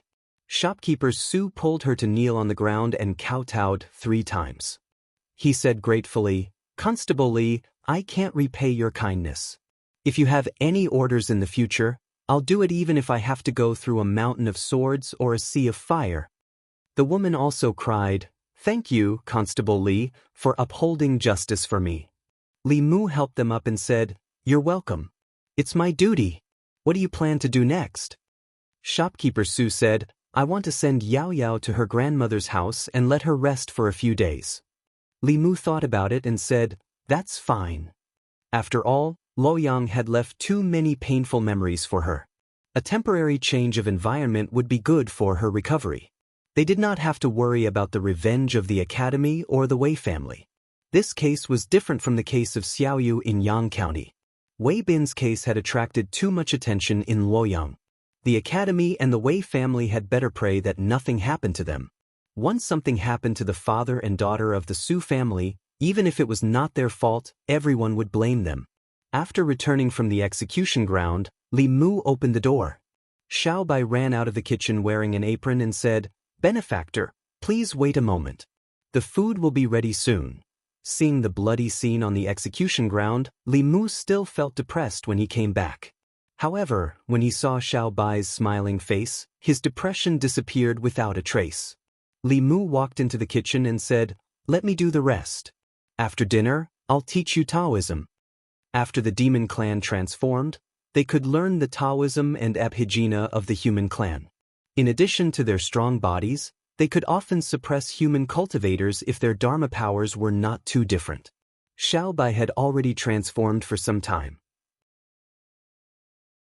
She had an endless supply of spiritual jades for cultivation and her Dharma powers were growing rapidly. It would not be long before she grew a 4th tail and condensed a demon pill. Li Mu knew that he was the only person Xiao Bai could rely on now. He had never been stingy when it came to Xiao Bai. Whether it was defensive or offensive Dharma treasures, she had the best. She even had a lot of powerful earth-rank fulu. She had an endless supply of spiritual jades for cultivation.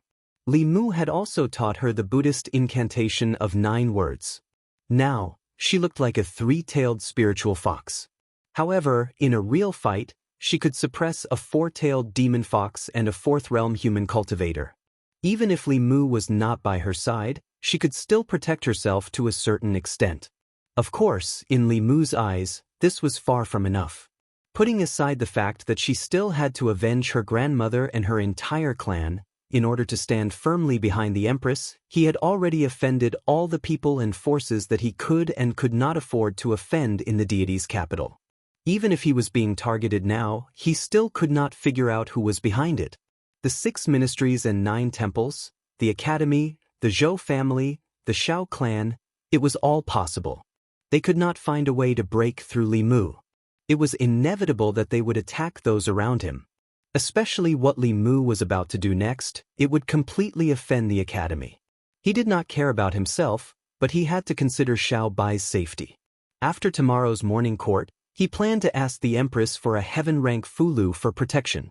If the Empress did not give it to him, Li Mu would have to reconsider their relationship. He had offended so many people for her and was in great danger. As Li Mu's only backer, if she did not even care about Li Mu's safety, then it would be difficult for him to work for her in the future. Chapter 253. In the Ziwei Palace. Although the 100 Rivers Academy was highly respected and had sent countless officials to the imperial court for more than 100 years, its reputation in Luoyang had plummeted due to the recent events. Led by the censorate, more than a dozen officials presented their reports in the morning court.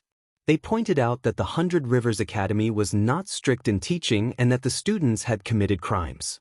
The purpose of the establishment of the academy was to improve the quality of the officials and to benefit the people. It was hard to imagine that the students of the academy had repeatedly raped women. If such a person were to enter the imperial court in the future, wouldn't it be a disaster for the people of the great Zhou dynasty? Before the scandal broke out in the academy, the vice principal or instructor of the Baichuan Academy liked to make impassioned remarks in the morning court. After Wei Bin, Jianghu, and the others were exposed, they never appeared in court again. The officials from the Qingyun Academy and the Myriad Scroll Academy naturally wouldn't defend the 100 Rivers Academy. For a time, there was a rare situation where the officials accused the academy. Of course, the actions of individual students couldn't implicate the entire academy. The Empress only ordered the 100 Rivers Academy to restrain the students and prevent such incidents from happening again. After the morning court ended and the officials left, Li Mu was still in the palace. Mr. Mei walked over and asked, "Is there anything else?" Li Mu said tactfully, "In the past 2 months, in order to help Her Majesty clean up the evil tendencies in Luoyang and unite the people, I've offended all the officials and nobles in Luoyang and even the academy. What if they attack me behind my back?" Mr. Mei comforted him, "Don't worry. If they dare to attack you in Luoyang, they won't be able to hide it from Her Majesty. No one has the guts." Li Mu said, "It's better to be safe than sorry." Mr. Mei understood Li Mu's intention and said helplessly, "I'll ask Her Majesty." She left the palace and soon came back with a fulu in her hand. Li Mu wasn't good at writing talismans, but he was knowledgeable. The fulu's spiritual power was restrained and looked ordinary, but it gave Li Mu a familiar feeling. The golden armor talisman gave him the same feeling. Obviously, this was a heaven-rank fulu. Mr. Mei handed the fulu to Li Mu and said, "His Majesty gave this to you. Keep it with you. When you are in danger, you don't need to activate it. It will protect you. This talisman can block a cultivator of the 6th realm for a moment. Once it is activated, His Majesty will be able to sense it immediately." The Empress was still as generous as ever. This way, Xiao Bai's safety would be guaranteed. Li Mu accepted the fulu and said, "Please thank His Majesty for me." Mr. Mei rolled his eyes at him and said, "You are the only one who can ask for a reward from His Majesty." Li Mu felt that there was nothing wrong with his way of doing things. In his heart, the relationship between him and the Empress was not that of a monarch and his subject, but that of a boss and an employee. The premise for Li Mu to work for her was that she could afford to pay him satisfactory remuneration. An employee could do anything for her boss, but the premise was that she had to give him grass. A boss who let the horse run but didn't give the horse grass would not be able to recruit loyal employees. Leaving the palace, Li Mu passed by a jewelry store and bought a protective talisman that could be hung around his neck. He replaced the talisman to ward off evil spirits and put in the heaven-rank protective talisman that the Empress had just given him. Back home, Li Mu gave the protective talisman to Xiao Bai and said, "Wear this. Don't take it off at any time." Xiao Bai obediently tied the red thread around her neck and then stuffed the protective talisman into her chest. Li Mu's throat moved and he looked away without leaving a trace. He said, "Okay, go and cultivate." People were used to describing women who were fatally charming to men as fox spirits. There was a reason for this. The 17-year-old Xiao Bai was already so charming. In a few years, she would be so charming that all men would fall head over heels for her. Li Mu had never seen other fox spirits, but he was sure that not every fox could be as beautiful as this after transforming into a human form. After recovering from Xiao Bai's charm, Li Mu began to think about the academy. He had only taken a small step forward and it was far from victory. Every academy in Luoyang had more than 100 years of history. A few tainted students could not shake their foundation.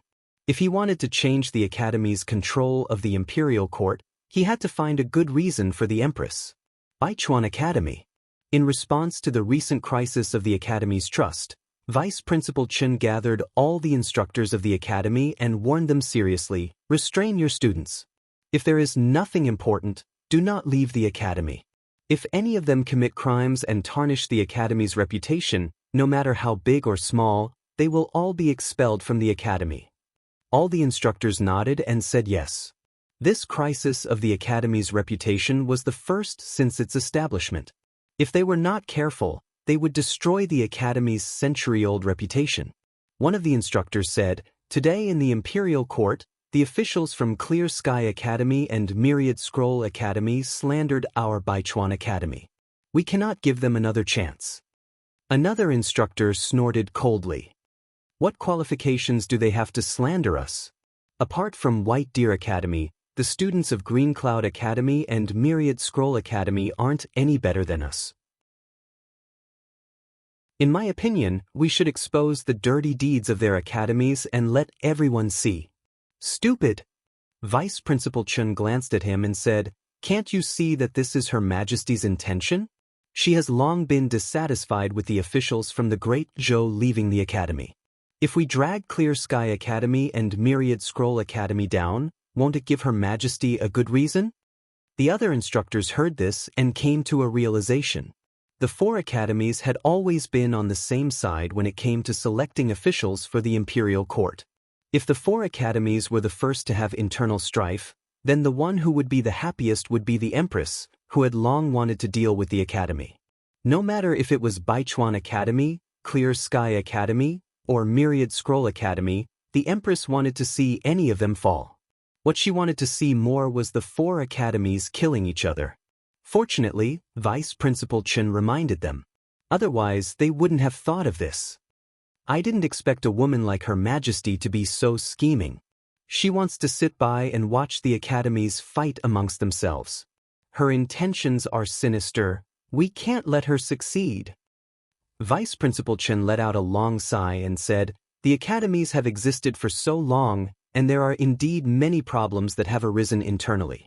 This wasn't the academy's intention.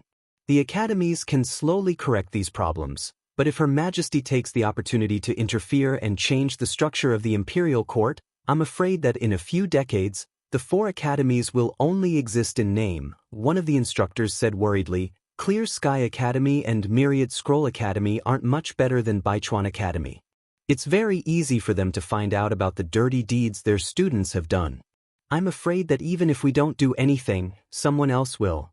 As soon as he finished speaking, the old man guarding the entrance of Baichuan Academy hurriedly ran in and said, "Principal, bad news. Li Mu is here again." Li Mu asked Wang Wu and the others to set up a table in a shady corner at the entrance of Baichuan Academy. There was a brush and ink placed on the table. He moved a chair over and sat down behind the desk with a grand air of grandeur. Several instructors walked out of Baichuan Academy. The leader angrily scolded, "What are you doing here again?" Li Mu turned around and put his arm on the chair. He said, "In order to clean up the unhealthy practices in Luoyang and return the people a clear sky, the Luoyang government has started a street activity. From today onwards, if the people want to report a case, they don't have to go to the government office. They just have to do it here." The instructor said, "If you want to do it somewhere else. This is the academy, not the Luoyang government's place." The academy didn't stop the Luoyang government from handling cases, but he put it at the entrance of the academy. Those who didn't know would think that the academy was bullying the people and he was here to support them. Li Mu said, "This place is big and spacious. Besides, I'm not blocking your way. This is the academy's place, but it's also the land of the Great Zhou. This place has been temporarily expropriated by the Luoyang government." Under Li Mu's gaze, Wang Wu rolled the paper in his hand into a loudspeaker and shouted, "Those who come from the south and those who come from the north, come and take a look. Constable Li is handling a case here today." Everyone, if you have any grievances, please seek justice. If you have any grievances, please seek revenge. Chapter 254. The academy was not on the busiest main street of Luoyang. There were not many passers-by at the entrance. After Wang Wu shouted a few times, the passers-by began to gather here. Soon, even the people on the main street were attracted here. The entrance of Baichuan Academy was crowded with people. The people who came late stood outside the crowd and tiptoed to look inside. What's going on inside? What's going on? Why is there an extra table at the entrance of the academy? Why is Constable Li here? Is Constable Li here to cause trouble for the academy again? After the crowd asked around, they found out that Li Mu was not here to cause trouble for the academy. He was here to redress the grievances of the people and uphold justice. To the people of Luoyang, the government was full of mystery and fear. There was a saying among the people, the entrance of the government office faces the south. Those who are in the right but have no money should not enter. The government office was never a place to uphold justice for the people. Many innocent people who entered the government office felt even more wronged. The procedure to report a case to the government office was cumbersome and there was a high chance that it would not end well. Over time, the people no longer trusted the government office. They would rather be wronged than report a case to the government office. However, Constable Li, who had upheld justice for the people many times, was sitting behind the table at the entrance of Baichuan Academy. The words, government office, and report a case seemed to have no distance with the people. All of this originated from the serious environment of the government office. It became a familiar scene for the people on the streets. More importantly, they trusted Li Mu. The people were afraid of the government officials. However, Constable Li patrolled the streets all day long. Most people had greeted and talked to him. Just seeing his face made them feel close to him. For a moment, the people who passed by complained about their grievances. Those who were innocent also stood aside to watch the show. A man bravely walked forward and said, Constable Li, the shopkeeper of the butcher's shop in the west of the city owes me 2 taels of silver. He refuses to admit it. Can the government office help me collect the debt?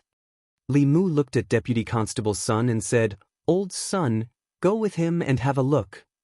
Deputy Constable's son was in the state of Jushen. It was more than enough for him to deal with this kind of civil dispute. Deputy Constable's son saluted Li Mu and left with the man. The crowd stood at the side and watched for a while. They realized that Constable Li really wanted to uphold justice for the people of Luoyang. Those who had been wronged stopped watching and boldly walked forward. Constable Li, my family's land has been invaded. Constable Li, my chickens were stolen yesterday. Constable Li, a student of Baichuan Academy once violated my daughter. The students of the Baichuan Academy are still in my wine shop, refusing to return the wine on credit. Li Mu asked Wang Wu and the others to deal with the case of land embezzlement and chicken theft. He said to the last 2 people, Come, the 2 of you, tell me your grievances in detail. A middle-aged man said angrily, This commoner's daughter was once made drunk by a student of the academy and cheated of her virginity. Now, she can't even get married. She stays at home every day, washing her face with tears. The owner of the wine shop said, I can testify that the students of the 3 academies often mingle with women and go in and out of inns and restaurants. In a few days, Li Mu's table was moved from the entrance of the Baichuan Academy to the street in front of the Qingyun Academy. It was in the tea house opposite the Myriad Scroll Academy. Through the reports of the people and his investigation, Li Mu found that Wei Bin, Jianghu, and the others were definitely not special cases of the Baichuan Academy. These students relied on their status as students of the academy. Although they did not bully the people, they were passionate about seducing women. It had even become a trend. They would even compare themselves with each other. They would compare who had obtained the most chastity from women in a month, and who had slept with a strange woman the fastest. The winner could even gain some benefits from the loser. The academy was the cradle of cultivating officials for the imperial court. The status of the students of the academy naturally rose. The students of the academy were the future pillars of the imperial court. They should be elegant, knowledgeable, and have a bright future. Such men were the best choices for women. With their status as students of the academy, they could easily get to know all kinds of women. In the beginning, a man and a woman would just talk about romance and ideals. Soon they would talk about sex. Among them, some of the women were willing. They hoped to find a good son-in-law. When he entered the officialdom, they could become the wife of an official. From then on, they could live a life of luxury and live a carefree life. However, they did not know that the students of the academy just wanted to cheat their feelings and bodies. For this kind of scumbag men, they could only be condemned morally, but could not be punished legally. Men and women were willing. If they wanted to blame someone, they could only blame those women for not seeing the true colors of the scumbag men. They had to bear the consequences of their own decisions. If the girls were unwilling, students like Wei Bin and Jianghu would resort to violence or force them to get drunk and knock them out to achieve their goals. This kind of thing was not new to the students of the academy. Not all women would have sex with them in a short period of time. Some impatient people would resort to raping or drugging women to take their bodies. After the matter was exposed, many victims and their families did not dare to offend the academy and could only swallow their anger. For example, shopkeeper Su did not succeed in reporting the students of the academy to the Ministry of Justice. Instead, they were threatened. Li Mu had now gained the trust of the people of the divine capital.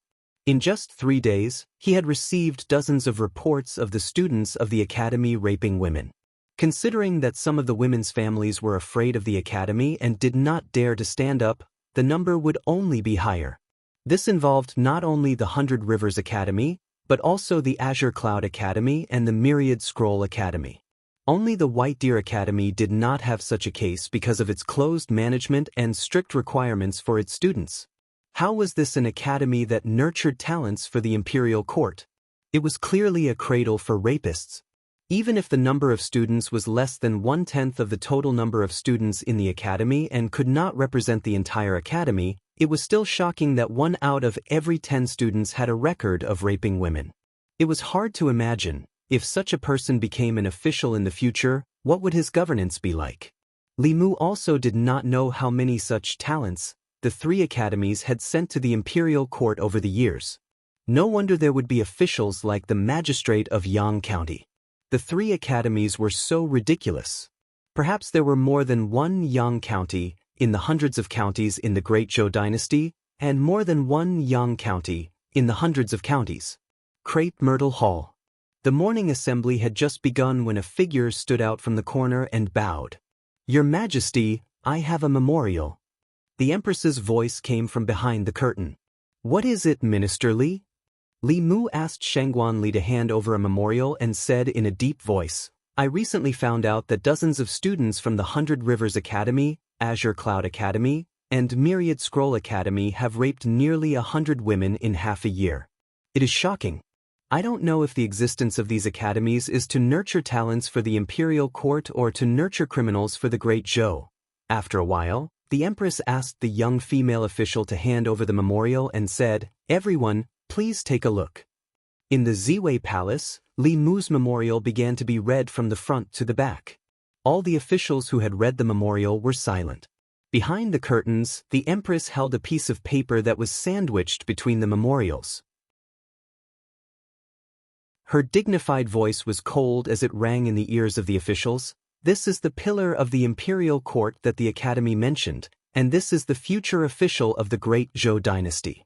I finally understand that the problem of the Great Zhou dynasty is not the demon race, nor the ghost region, but the academy and the imperial court. The officials of the Great Zhou dynasty are all from the academy. If the academy is rotten, the Great Zhou dynasty will be rotten. If the academy is rotten, the people of the 36 counties will no longer trust the imperial court."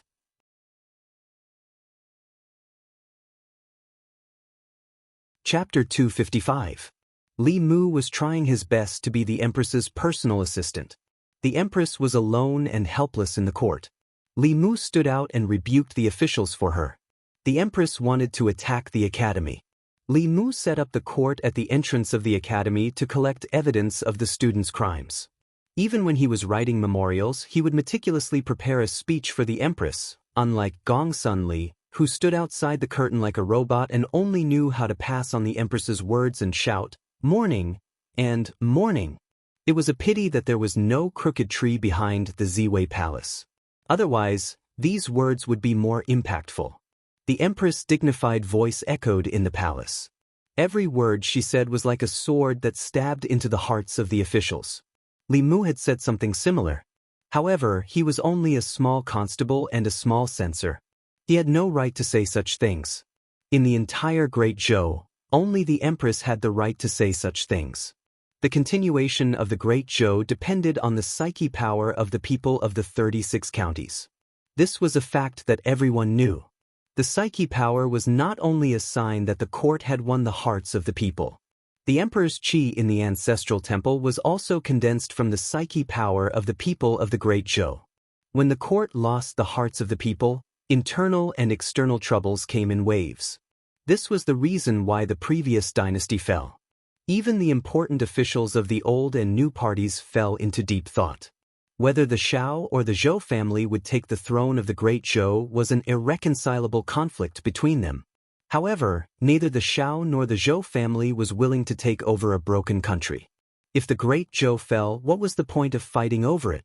If the academy grew, it would not be good for the stability of the imperial power. Although they all wanted to borrow the power of the academy, they did not want the academy to suppress the imperial power. They did not want the Great Zhou to be destroyed by the academy. Before Li Mu revealed these things, they did not realize that there was such a serious problem in the academy. Today's morning court ended in an extremely quiet atmosphere. The empress did not continue the reform of the official selection system.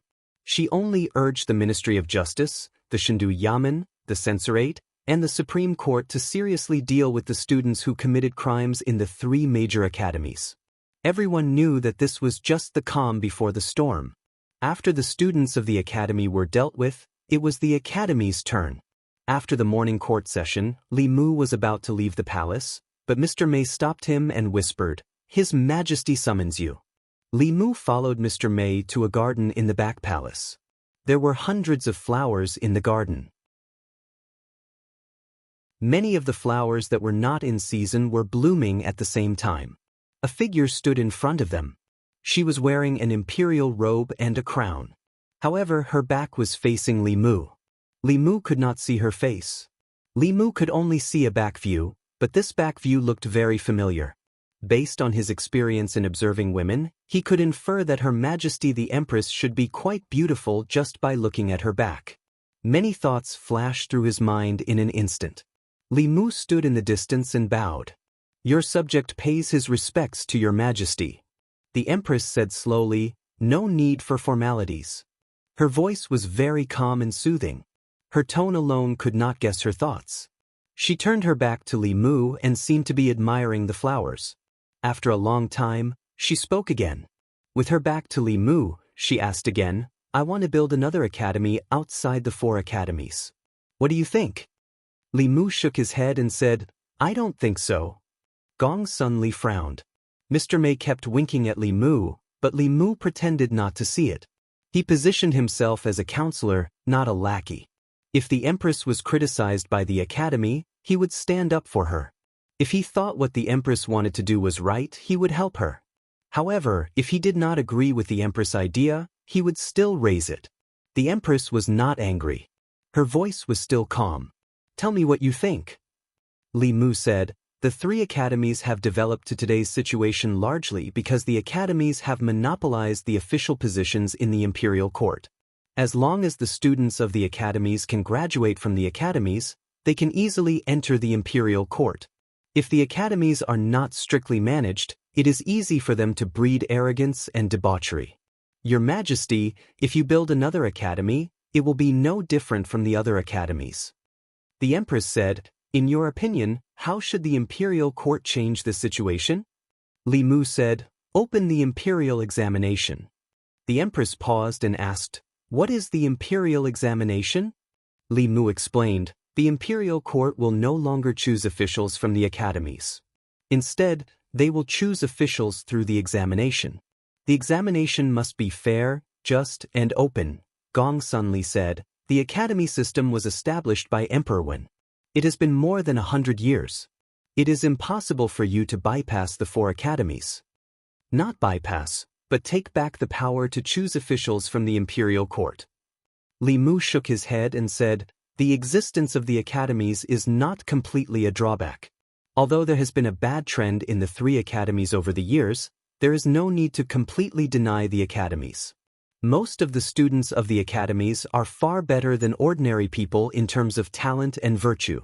The students of the academies can still participate in the imperial examination. They can also pass the examination more easily than those who are not from the academies. But through the selection of the imperial examination, the imperial court will no longer be completely decided by the academies. There will also be pressure among the students of the academies. The academies will be able to suppress the academies. Li Mu looked at the Empress's back and said, the imperial examination is very conducive to the gathering of the people's faith. After the imperial examination, the people at the bottom will also have the qualifications to enter the imperial court.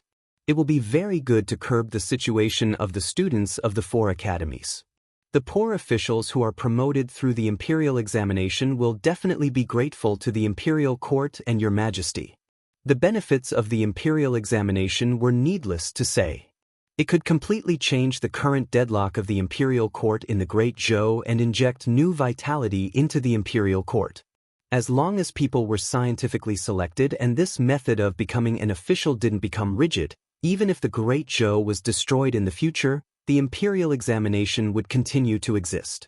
The Empress was silent for a moment, then suddenly said, "Open your mouth." Li Mu was stunned for a moment, thinking that he had misheard. A white light shot from the Empress's body into Li Mu's mouth. Li Mu could faintly see that it was a pill. The pill melted in his mouth, turning into a thick spiritual energy that surged into his limbs and bones. Large beads of sweat rolled down Li Mu's forehead. This spiritual energy was too large and violent.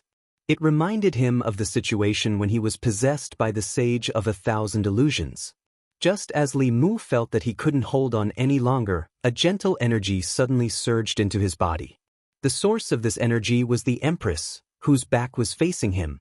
This energy was very gentle, like a spring breeze. However, under this gentle energy, the violent spiritual energy began to calm down and slowly flowed into Li Mu's dantian. Li Mu felt that the spiritual energy in his dantian was constantly rising, finally reaching a peak. At a certain moment, Li Mu suddenly felt that something in his body had broken. He tried to use the wholeness character of the 9 words mantra and found that this Tao technique, which he couldn't use before, no longer had any hindrances. This meant that he had stepped into the realm of supernatural powers. The middle realm that he had yearned for even in his dreams had been easily attained. At this moment, Li Mu deeply felt that his initial decision to follow the Empress was indeed correct. She could give him whatever he wanted. Suppressing his joy, Li Mu bowed and said, "Thank you, Your Majesty." The Empress said lightly, "You are my man. The stronger you are, the more you can do for me." Li Mu finally had the opportunity to see the Empress face to face and ask her questions about cultivation. He looked up at the back of the Empress and asked, "Your Majesty, I encountered an inner demon during my cultivation. That inner demon occasionally appeared in my dreams, and it always took the form of a strange woman. Your Majesty's cultivation is very profound. I would like to ask Your Majesty, what should I do to defeat the inner demon?" Mr. May's face changed. He lowered his head to hide his expression. The Empress said, "The inner demon is born in your heart. Only you can defeat it. No one else can help you." He didn't expect that even a master of the upper 3 realms couldn't do anything about his inner demon. Li Mu sighed and said, "I understand." The Empress said slowly, "I will carefully consider the matter of the imperial examination. You can go back first." Li Mu bowed and said, "I will take my leave." Li Mu finally had the opportunity to be so close to the Empress, but he still couldn't see her face. This made him feel a little regretful. But this regret was quickly washed away by the joy of leveling up. Li Mu happily returned to the yamen and saw Wang Wu and the others gathered together. Their heads were facing in and their butts were facing out. He didn't know what they were doing sneakily. Li Mu coughed. They immediately stood up straight and said, "Boss?"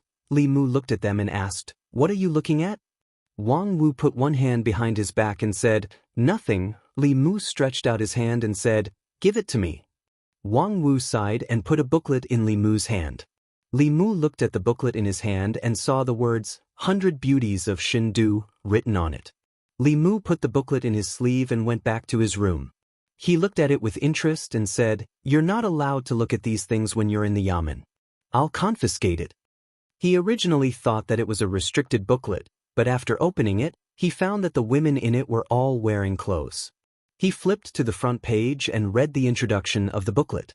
He learned that it was an atlas of Chengdu drawn by an artist in Chengdu. It included more than 100 beautiful women in Chengdu. Li Mu casually flipped through a few pages and a face that made him yearn for day and night came into view. It was a young girl. She was only 16 or 17 years old. Her face was 80 to 90% similar to Lu Hanyan. At the bottom left of the portrait, there was a note, "Lu Hanyan, musician of Miaoying Street." Her zither skills were the best in Chengdu. Clearly, this was her when she was a young girl. This painting was at least 5 or 6 years ago. Li Mu had never seen her at this time. Li Mu stared at the portrait of her when she was a young girl for a long time. The yearning in his heart deepened. He was about to close the booklet when he accidentally glanced at the portrait of a woman on the next page. Seeing the woman's face, Li Mu's body shook. This woman was exactly the same as the woman he often dreamed of.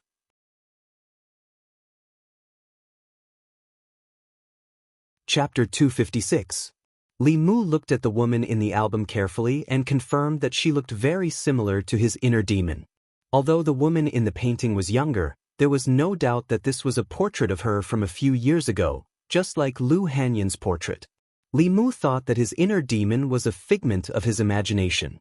He didn't expect to find the original in reality. He looked at the bottom left corner of the portrait and found the woman's information. There were 2 lines of words at the bottom left corner of the portrait. Zhou Yi, eldest daughter of Minister Zhou Jing, now the crown princess. She has an extraordinary appearance and outstanding cultivation talent. It is said that the crown prince doesn't like her. She has been married for 2 years and is still a virgin. Li Mu stood there in a daze, his mind blank. This was the first time he heard the name Zhou Yi. But wasn't the daughter of Minister Zhou Jing, the former crown princess, the current empress? This album looked quite old. It was at least 5 years ago. At that time, the empress was still the crown princess, and the artist didn't have to be so secretive. But even 5 years ago, this kind of thing should be discussed in private in a small circle. It couldn't be brought out in public. Of course, this wasn't important to Li Mu. The important thing was, how could his inner demon be Her Majesty the Empress? This couldn't be a coincidence. There was no such coincidence in the world. He had never seen the Empress's true face. How could he imagine her in his dream? The only possibility was that the woman in his dream wasn't some inner demon. She was the Empress herself. With her level 7 cultivation, she could easily use the dream transference technique to invade Li Mu's dream. But why did she invade Li Mu's dream? Why did she ravage him in his dream? Li Mu thought about it carefully, and soon remembered that every time the Empress appeared in his dreams and brutally ravaged him, it was when he was gossiping about the Empress. For example, whether she was still a virgin, whether she didn't get along with the former crown prince. He was so gossipy during the day, and he would be beaten up in his dream at night. No wonder Mr. May's expression was so strange when he saw the image of the woman in his dream. No wonder when the Empress summoned him, her back was facing him. When he saw the picture album, all the mysteries in Li Mu's heart were solved. It's fake. It was all fake. Her Majesty the Empress being magnanimous and magnanimous was all a lie. On the surface, she didn't seem to care about anything, but in fact, she had already thought about how to take revenge tonight. What made Li Mu even more unimaginable was how she knew that he was gossiping about her. Although transcending realm powerhouses possessed remarkable abilities, they didn't have clairvoyant eyes and ears. They didn't have the ability to know everything under the heavens without leaving their homes. No matter what, the mystery that had troubled him for many days was finally solved. At this moment, Li Mu didn't know whether to be happy or worried. He did not give birth to an inner demon. This was naturally a joyous matter, but the truth was even more terrifying than the birth of an inner demon. Li Mu closed the album. After calming himself down, he carefully analyzed the situation. If the Empress really wanted to blame him, she could casually find a reason to make Li Mu suffer. However, she only beat him up in his dream. In reality, she doted on Li Mu in every possible way. She gave him magic weapons, spiritual jades, tributes, and even personally helped Li Mu break through the realm. This showed that she didn't intend to pursue the matter. This made Li Mu comfort himself, but at the same time, he felt that it was difficult to adapt. The Empress gave him the feeling that she was powerful and majestic. What she showed in front of the ministers and Li Mu was indeed such an image. No one knew that the Empress had another face that would reveal itself at night. At this time, Wang Wu slipped in from outside and said, "Boss, I know I was wrong. I won't be lazy in the future. Can you return that book to me?" "It took me a lot of effort to find it." Li Mu glanced at him and asked, "What book?" Wang Wu looked at the album on the table. He knew that although it was close at hand, it no longer belonged to him.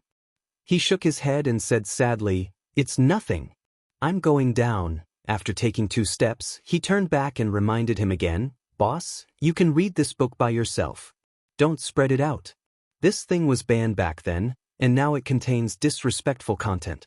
You can't let anyone know about it. The great disrespect was naturally referring to the portrait of the Empress. Now she was no longer the daughter of the Zhou family, nor was she the crown princess. According to the law, she should be beheaded for privately drawing a portrait of the emperor. Perhaps the person who drew this portrait would never have imagined that the crown princess would become the future empress. Otherwise, he would not dare to gossip about her in the book. Zhou Yi, the name sounds good. After becoming the empress, no one dared to mention her original name. Although Li Mu was determined to be the empress's bodyguard, this was the first time he heard her name. Li Mu did not dare to look at the empress again. He looked at the portrait and thought about Lu Hanyan for a while. Then he put away the album and sat cross-legged on the bed. Now, with the help of the Empress, he had successfully advanced to the Abhijna level and stepped into the middle 3 realms of cultivation. The middle 3 realms were a watershed for cultivators. Cultivators in the Immortal realm could only use some small spells that borrowed wind and fog. Once they stepped into the Abhijna level, they could come into contact with the truly mysterious world of cultivation. Walking on water and sitting on fire, entering the water to control the wind, swallowing knives and spitting flames, moving in the opposite direction, gathering beasts and regulating birds, and using great strength to restrict. After stepping into the Abhijna level, the number of Abhijna spells a cultivator could use would greatly increase, and they would all have a certain amount of power. This was the origin of the 4th realm of Taoism. At the 5th realm, creation, the number of Abhijna spells one could use would increase, and their power would also be stronger. They could use the 5 elements escape technique, immobilization, and so on. Abhijna spells at this stage already had the power of creation.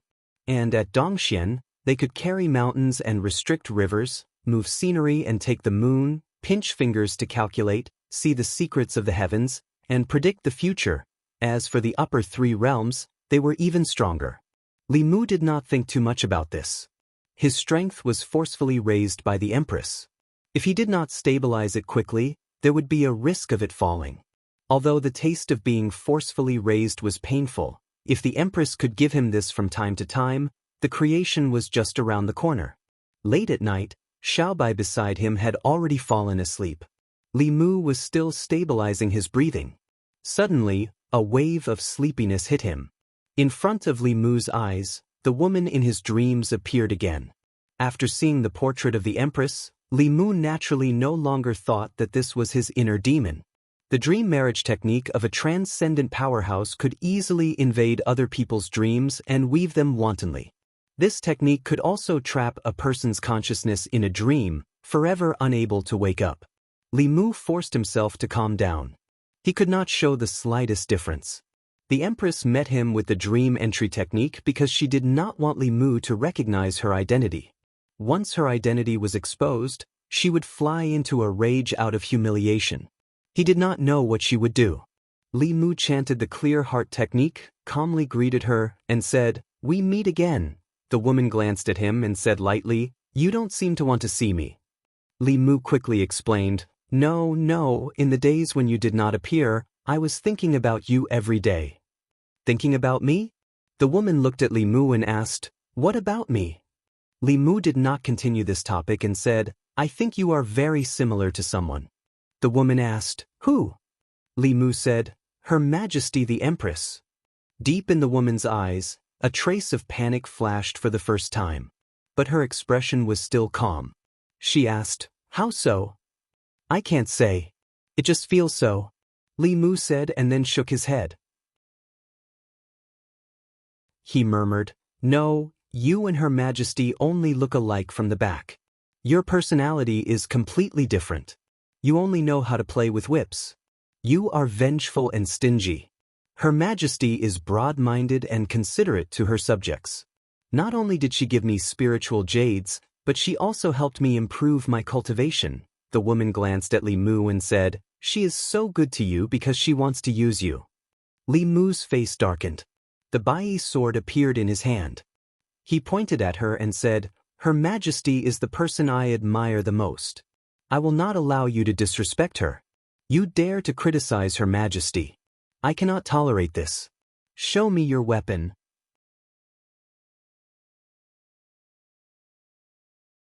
Chapter 257. Even though Li Mu was always on the edge of danger, he still managed to get through the night safely. This was all thanks to his superb acting skills that he had trained. Li Mu didn't know why the Empress always appeared in his dreams, but no matter what, he would just praise her. No matter how narrow-minded the Empress was, she wouldn't be jealous of herself.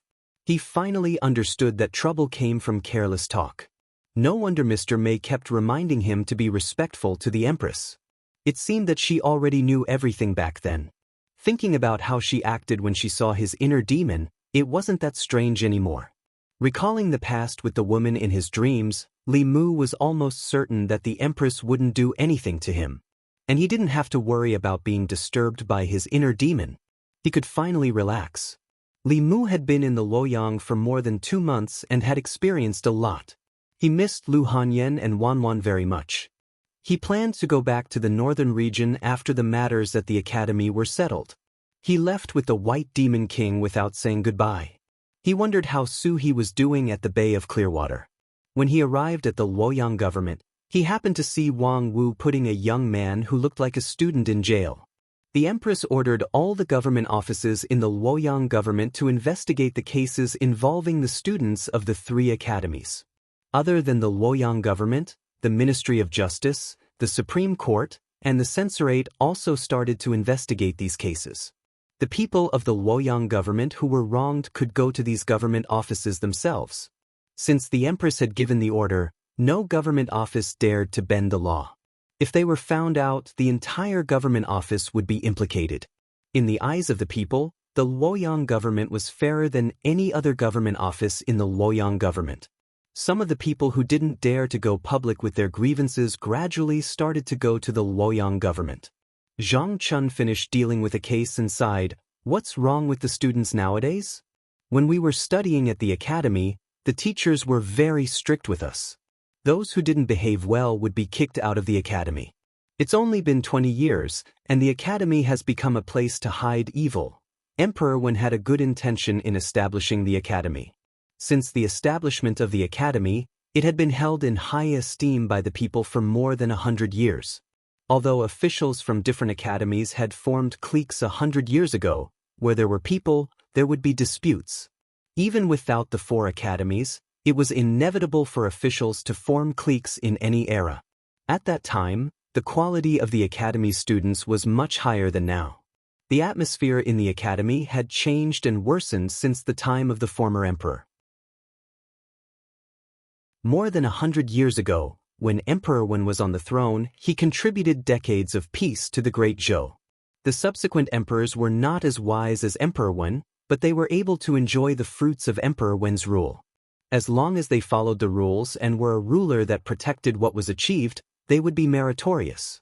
However, during the reign of the previous emperor, in order to prove that he was different from the previous emperors, the previous emperor implemented many government decrees.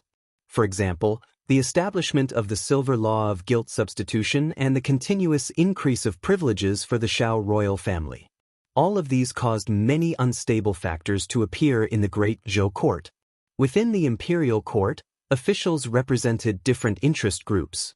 There were constant disputes between parties, and many people died because of this.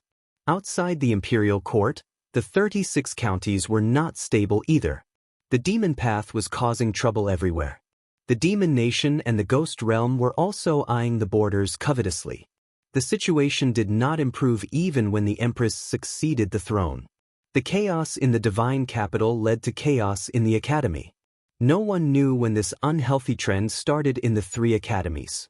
The students who were supposed to be the pillars of the imperial court had become the scourge of the divine capital. Zhang Chun said regretfully, Emperor Wen once said that the students of the academy should read the books of the sages and learn supernatural powers.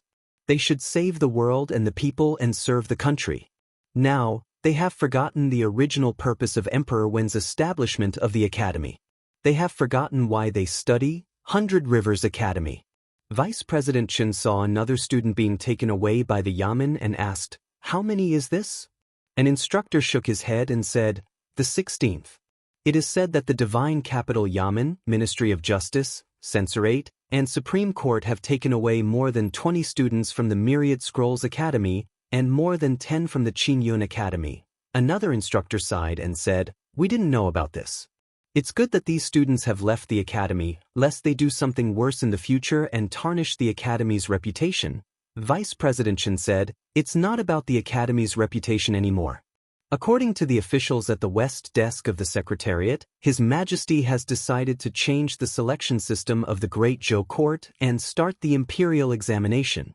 An instructor asked in confusion, "What's the imperial examination?" Vice President Chen said, "His Majesty wants to select different subjects. From now on, all the officials of the imperial court will not be selected from the academy. If one wants to enter the imperial court as an official, he must pass the imperial court's selection. Even the students of the academy are no exception." The reason why the academy was called the academy was because the officials of the Great Zhou dynasty all came from the academy. For more than 100 years, they had provided the academy with an endless stream of vitality and vitality. If this vitality and vitality were to be cut off, the academy would not be far from extinction. If Emperor Wen was the beginning of the academy's era, then the empress was the end of the academy's era. At this moment, a powerful aura suddenly rose from the academy. An old man with a head full of white hair appeared in the crowd. He glanced at the crowd and snorted coldly. "I've only been in seclusion for half a year, and the academy is already in such a mess because of you. Elder Huang has come out of seclusion. Welcome, Elder Huang." When the crowd saw the old man, they all bowed. In the academy, other than the president who was in seclusion all year round, Elder Huang had the highest status. They were both vice presidents, but even Vice President Chen had to greet him as a junior. Not only was Elder Huang's cultivation high, but he had also been in Dongxian for decades. He had taught countless important officials and made great contributions to the Great Zhou. He was the soul of the Baichuan Academy. The white-haired old man snorted coldly and said, "The imperial court can punish the mistakes of the academy's students. The academy can also correct the evil practices of the academy. She's just using this as a pretext to make a fuss. She wants to monopolize the power and cultivate her trusted subordinates. She wants to firmly control the imperial court in her hands. The 4 great academies will not tolerate such a thing." During the morning court, Li Mu was surprised to find a chair in front of the officials. A white-haired old man was sitting on the chair. Those who could sit in the crepe myrtle hall were naturally not ordinary people. He learned from the discussions of the officials that this old man seemed to be a vice president of the Baichuan Academy. He was very senior and had been given the right to sit in the imperial court when the previous emperor was still on the throne. Because of those scandals, the people from the academy had not appeared in the morning court several times. Today was the first time they had appeared. The old man sat there with a straight face. Even the atmosphere in the imperial court was much more solemn. Today's morning court was mainly about the imperial court holding the imperial examination and selecting talents to replace the previous situation where the academy monopolized the imperial court. This method was undoubtedly completely abolishing the old system. When the empress proposed it, it did not arouse any discussion among the officials. Only a few officials from the censorate responded, because for most of the people standing in the imperial court, this was contrary to their interests. The officials in the imperial court were said to be from the academy, but in the final analysis, the students of the academy were the children of the great Zhou's powerful families. They sent their children to the academy, and after a few years, they could enter the imperial court as officials. This way, the status and power of their families would be passed down from generation to generation. Once the imperial court did not directly select officials from the academy, they would lose this privilege. In the past, they only had to compete with other powerful families. If the imperial court did not limit the selection of officials by birth, they would have to compete with all the talents in the 36 counties of the Great Zhou for a limited number of official positions. In this way, unless their families could continuously produce outstanding talents, the decline of their families was a foregone conclusion. No one was willing to accept this reality. Every time the empress was isolated by the officials, Li Mu knew that it was time for him to stand up. He had already offended all the factions in the imperial court, and did not mind offending them again. He stood up and said, "I believe that the talents of the Great Zhou are not limited to the 4 academies. The imperial examination will allow the imperial court to discover more talents from the common people, break the academy's monopoly on officials, and curb the academy's unhealthy practices. Who are you? How dare you talk nonsense about the academy?" Before Li Mu could finish speaking, he heard a reprimanding voice. He raised his head and saw that the white-haired old man sitting on the chair at the front of the great hall stood up. Li Mu said calmly, "The reason why dozens of students from the 3 academies were imprisoned and beheaded in the past few days is obvious to all the lords in the hall. I'm just telling the truth. There's no need to talk nonsense." The old man did not mention this matter. He looked at Li Mu, took a step forward and said sternly, "The 4 academies have been established for 100 years. How many talents have been sent to the imperial court? How many contributions have they made to the stability of the Great Zhou? You want to deny the achievements of the academies, deceive His Majesty, bring chaos to the imperial court, and destroy the 100 years of foundation of the Great Zhou because of a mistake made by a student of the academies. What are your intentions?" As he took a step forward, the aura of the white-haired old man suddenly spread out. This aura did not originate from his Dongxian realm, but from the telekinesis on his body. An endless stream of telekinesis was emitted from his body. It even activated the power of the heavens and the earth, and pressed down on Li Mu. Under the impact of this aura, Li Mu took several steps back. He only managed to stop himself when he crushed a green brick under his feet. An abnormal flush appeared on his face. In the Great Hall, many people smiled. The officials of the Ministry of Personnel, especially the Assistant Minister of Personnel, were incomparably delighted. They looked at Li Mu with eyes full of schadenfreude. "How dare you?" Behind the curtain, an incomparably powerful aura suddenly exploded.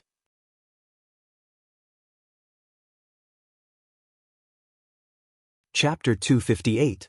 When the Empress was angry, her cultivation of the 7th realm was fully revealed. Even the creation realm cultivators in the Crepe Myrtle Hall felt as if a mountain was pressing down on them, making it difficult for them to breathe. Only the few people standing at the front of the group of officials could face this pressure without changing their expressions. The white-haired old man's clothes fluttered without wind, but his expression was calm. He said, "I have dedicated my life to the academy and will not allow anyone to slander the holy land in my heart. I lost control of my emotions for a moment. Please forgive me, Your Majesty." Facing the highest authority in the Great Zhou, a seventh realm transcendent existence, he was neither servile nor overbearing. This was because he was the vice dean of the 100 Rivers Academy and was at the peak of the sixth realm. He was only one step away from transcendence. As long as he took that step, the 100 Rivers Academy would have a second dean. In the face of the Empress' anger, he still looked calmly at Li Mu and asked, "For more than 100 years, the 100 Rivers Academy, Qingyun Academy, and Myriad Scroll Academy have cultivated countless officials for the imperial court. The scholars of the White Deer Academy guarded the borders and shed their blood on the battlefield. The contributions of the 4 academies to the Great Zhou are immeasurable. Today, you want to overturn the foundations of the academies. Speak, what are your intentions?" In the 6 ministries and 9 temples, countless officials looked at Li Mu with a mocking gaze. The 4 academies had stood tall for 100 years. How could a nameless junior like him topple them? He thought that he could do whatever he wanted in the divine capital because of the Empress' favor. However, not everyone in the divine capital feared the Empress. Elder Huang had students all over the world. In the Crepe Myrtle Hall, countless officials of the 4th realm and above had received his teachings. He had dedicated his life to the academy. For decades, the people of the divine capital respected and trusted him. The willpower gathered in him could even communicate with the heavens and earth, allowing him to take half a step into transcendence. In the entire Great Zhou, he was the existence most likely to reach transcendence. Cultivators of the upper realm were not bound by the secular world. Once he took that step, he could transcend the world and be on the same level as the Empress. Li Mu wiped the blood from the corner of his mouth and looked up at the white-haired old man. He said calmly, "You're asking me what my intentions are?" At this moment, he was not afraid in the face of Dongshuan's cultivators. Because he had Her Majesty the Empress behind him. As long as he had a clear conscience, and a clear conscience, he had no need to fear anyone. He pointed his finger at the sky and said word by word, "Heaven and earth have no heart. It does not distinguish between black and white. This official has a heart for heaven and earth." As soon as he finished speaking, those with high cultivation levels in the main hall immediately felt an unusual energy fluctuation in the air. The minister's expression changed slightly as he muttered, "This is?" Zhou Zhong looked at Li Mu, his eyes gleaming. Zhang Chun, who was standing lazily at the back, couldn't help but straighten his body. Li Mu also noticed something strange at the first moment. This was not the first time he had experienced this feeling. Back then, when he was talking about Do Yi's injustice in the tea house, he had a similar feeling. This was the response of the heavenly Tao. He seemed to have understood something. He pointed at the ground with his other hand and continued, "Evil laws are tyrannical, tormenting thousands of people. This official will serve the people." Above the main hall, the power of heaven and earth vibrated even more intensely. Among the officials, there were still some who didn't know what was going on. Those with high cultivation levels had already realized what was going on, and their faces were filled with shock. Even the Empress, who was pretending to be serious behind the curtain, opened her red lips slightly in surprise. A hint of astonishment appeared on her delicate face as she muttered, "Taoist technique, a new Taoist technique." Li Mu felt the power of heaven and earth condensing around him. He spoke faster and loudly, "Emperor Wu and Emperor Wen have stabilized the territory and governed the country well. After the 2 saints, the divine path has been lost. This official will inherit the lost knowledge of the previous saints." At this moment, in the main hall, even those with low cultivation levels had noticed the abnormality. The power of heaven and earth was fluctuating so violently that it made them feel extremely uneasy. Everyone looked at Li Mu. Obviously, he was the source of all this. Li Mu finally looked at the Empress behind the curtain and said in a deep voice, "As an official of Great Zhou, I am fortunate to have your Majesty's care. I am extremely grateful. I will do my best until my death. I am willing to bring peace to Great Zhou." As his last sentence fell, the power of heaven and earth in the Crepe Myrtle Palace fluctuated to the extreme. Many people were shocked and looked at Li Mu with dull eyes. Establishing a heart for heaven and earth, establishing a life for the people, inheriting the lost knowledge of the previous saints, establishing peace for the world. What kind of magnificent words were these? Any one of these 4 sentences would be recorded in history and be passed down for generations. But who could do it? Heaven and earth have no heart. It does not distinguish between black and white. Heaven and earth establish a heart for heaven and earth. Who would dare to criticize heaven and earth? Everyone suddenly looked at Li Mu. The incident in Yang County was still frightening when they thought about it.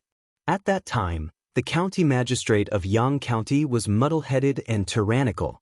He bullied the people and treated human life like grass. Li Mu pointed to the sky and scolded heaven and earth. Heaven and earth were influenced by him and created a peerless evil spirit. Zhou Chu's death was not long ago. Zhou Chu did evil in Chengdu. Li Mu scolded heaven again. Heaven sent down divine punishment and smashed Zhou Chu into ashes in front of the people of Chengdu. This established a heart for heaven and earth. He did it. Evil laws and tyrannical laws, torturing thousands of people. I establish a life for the people. After Li Mu entered Chengdu, within a month, he forced the imperial court to change the silver penalty law. He was praised by countless people in Chengdu. Then he asked for justice for the people.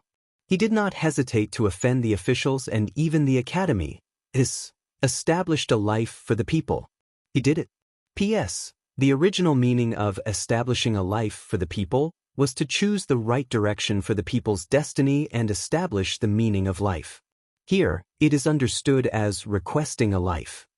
Inheriting the lost knowledge of the previous saints, Emperor Wu and Emperor Wen built a foundation for the Great Zhou for hundreds of years. The way they ruled the Great Zhou was not learned by the later emperors of Great Zhou. He said that he wanted to inherit the will of the 2 saints and let the Great Zhou regain its glory. Establishing peace for the world. Establishing a peaceful foundation for the Great Zhou for the world. At this moment, who would dare to say such bold words? These 4 shocking words shocked everyone in the hall. They even ignored the increasingly strong fluctuations of the power of heaven and earth in the hall. The white-haired old man looked at Li Mu. In addition to shock, there was also a strong sense of envy in his eyes. This was not an ordinary fluctuation of the power of heaven and earth. In it, there was the aura of Taoist techniques. If he was the one who triggered the fluctuation of the power of heaven and earth, he would be able to step into transcendence in this hall today. At this moment, Li Mu suddenly turned his head and looked at the old man. He said sternly, Emperor Wen established the academy to cultivate talents for the Great Zhou, not to cultivate sinners. The shortcomings of the academy are obvious to all. You used the power of the academy to act presumptuously in the Golden Hall and offended His Majesty. How can this world tolerate you? As soon as he finished speaking, he took a big step forward. The chaotic power of heaven and earth in the hall suddenly became extremely orderly and oppressed the white-haired old man. He was giving him a taste of his own medicine. The old man's expression changed drastically. Even if he was at the peak of the 6th realm, he was still so weak in front of the powerful power of heaven and earth. In front of heaven and earth, no matter how high one's cultivation was, they were still ants. He opened his mouth and spat out a golden page from his mouth. The page was filled with dense qi. It quickly expanded and covered his head, trying to block the power of heaven and earth for him. However, this power of heaven and earth was unusual. It directly passed through the page and landed on his body. The old man directly spat out a mouthful of blood. The aura on his body quickly withered. The figures at the front of the hall watched helplessly as his aura fell from the peak of Dongxian to the early stage of Dongxian. He almost fell out of the 6th realm. They looked at each other and saw the deep shock in each other's eyes. Divine retribution. The vice dean of the 100 Rivers Academy, who was at the peak of Dongxian and was only half a step away from transcendence, suffered divine retribution in the hall, and his cultivation almost fell by a large realm. This divine retribution made him lose at least 30 years of cultivation. At his age, his cultivation level fell. He probably would never have the chance to break through again in this lifetime. Everyone looked at Li Mu with shock. The heavens had helped him time and time again. Was he really the chosen one? The hall was silent. Only the white-haired old man's injured gasps could be heard. The officials looked at Li Mu with eyes full of disbelief. They could not believe that a small remarkable power cultivator like him could seriously injure the Dongxian. But what was even more unbelievable was that he could say such shocking words as, establish a heart for heaven and earth, establish a life for the people, inherit the lost arts for the past saints, and establish peace for all ages. It was not an exaggeration to say that these 4 sentences could cause a reaction from heaven and earth. And to be able to say these 4 sentences, what kind of breadth of mind did he have? The white-haired old man sat on the ground, paralyzed. He felt the magic power in his body drain and his cultivation level fall. A blank expression appeared on his old face. At this moment, he deeply realized that he would never have the chance to transcend in this lifetime. The transcendent realm, that was his lifelong pursuit, the dream that he pursued his entire life was shattered. Under this extreme despair, an incomparably violent emotion suddenly emerged in his heart. This violent emotion turned into killing intent and quickly filled his mind. His eyes turned blood red, and his body emitted an extremely dangerous aura. The minister's expression changed drastically, and he shouted, "Not good, he has turned into a demon." In the hall, an extremely horrifying voice suddenly sounded. Li Mu's hair stood on end. He felt his body freeze, and even his thoughts stopped working. The next moment, a withered hand appeared in front of him. Li Mu's gaze met a pair of blood-red eyes. The white-haired old man's hand reached out to Li Mu's neck, but it stopped in midair. And in front of Li Mu, there was a figure. A woman wearing an imperial robe and an imperial crown stood in front of Li Mu and raised her hand. The white-haired old man's body froze in midair. The aura in his body began to fall rapidly from the early Dongxian stage. Creation, remarkable power, spirit concentration, soul refinement. After a moment, there were no more magic power fluctuations in his body. The Empress raised her head and said majestically, "The Golden Hall injured my beloved minister and turned into a demon. Seeing that you have done well in the past, I will only cripple your cultivation and spare your life."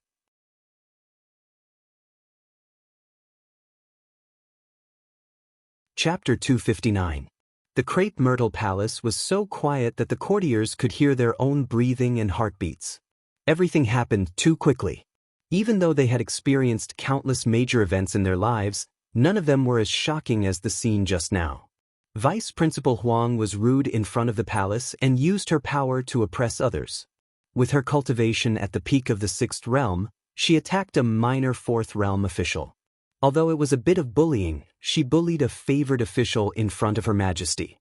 She was also disrespecting Her Majesty. However, he had the right to do so. In his life, he had nurtured hundreds of important courtiers for the imperial court, from the county magistrate and deputy to the governor of a county, the minister of the 6 ministries, the 3 provinces, the 6 ministries, the 9 temples, and the 24 divisions. How many of them were his students? Even in the palace today, many courtiers had to respectfully address him as "Sir" in front of him. Not to mention a minor official or an imperial censor, even if Vice Principal Huang pointed at the minister's nose and scolded him, the minister would still have to lower his head and listen. However, Li Mu did not do so. When Vice Principal Huang was pressuring him and asking him what his intentions were, he said such shocking words of truth. Establishing a heart for the heavens and earth, establishing life for the people, inheriting the lost knowledge of the past saints, establishing peace for all ages. These 4 words of truth directly resonated with the heavens and earth. Li Mu borrowed the power of the heavens and earth and used his own methods to make Vice Principal Huang fall from the peak of Dongxian to the early stage of Dongxian, completely crushing his hopes of attaining transcendence. The fall of his realm and the destruction of his hopes caused Vice Principal Huang to directly enter the demonic path in the palace and lose his mind, forcing His Majesty to personally cripple his cultivation. The harm that a peak 6th realm expert who had entered the demonic path could cause was immeasurable. His Majesty only crippled his cultivation and spared his life, already taking into account his past contributions. However, what shocked everyone was Li Mu. There was no such thing as a chosen one in this world. It was his actions and his words of truth that were recognized by the heavens and earth because in the eyes of the heavenly axiom, he was more righteous than Vice Principal Huang. If someone else had said these 4 sentences, even more people would have scoffed at them. However, everyone could see that Li Mu was really using his actions to fulfill these 4 mantras. It was no wonder that he could resonate with heaven and earth. This was a person without selfishness. He was neither friend nor foe. He cared for the people, was not afraid of heaven and earth. He was loyal to his country and had justice in his heart. Even heaven and earth were moved by such a person. With his cultivation crippled, Vice School Head Huang was overwhelmed by rage and fainted. The Empress slowly walked to the top and said, "Send Vice Headmaster Huang back to the academy." 2 guards walked in from outside and silently carried Vice Principal Huang out. The officials were all silent. Even the officials from the 100 Rivers Academy and Vice Principal Huang's former students all maintained their silence. Vice Principal Huang used righteousness to oppress Li Mu, but Li Mu used righteousness to suppress her. His righteousness was the righteousness of the academy.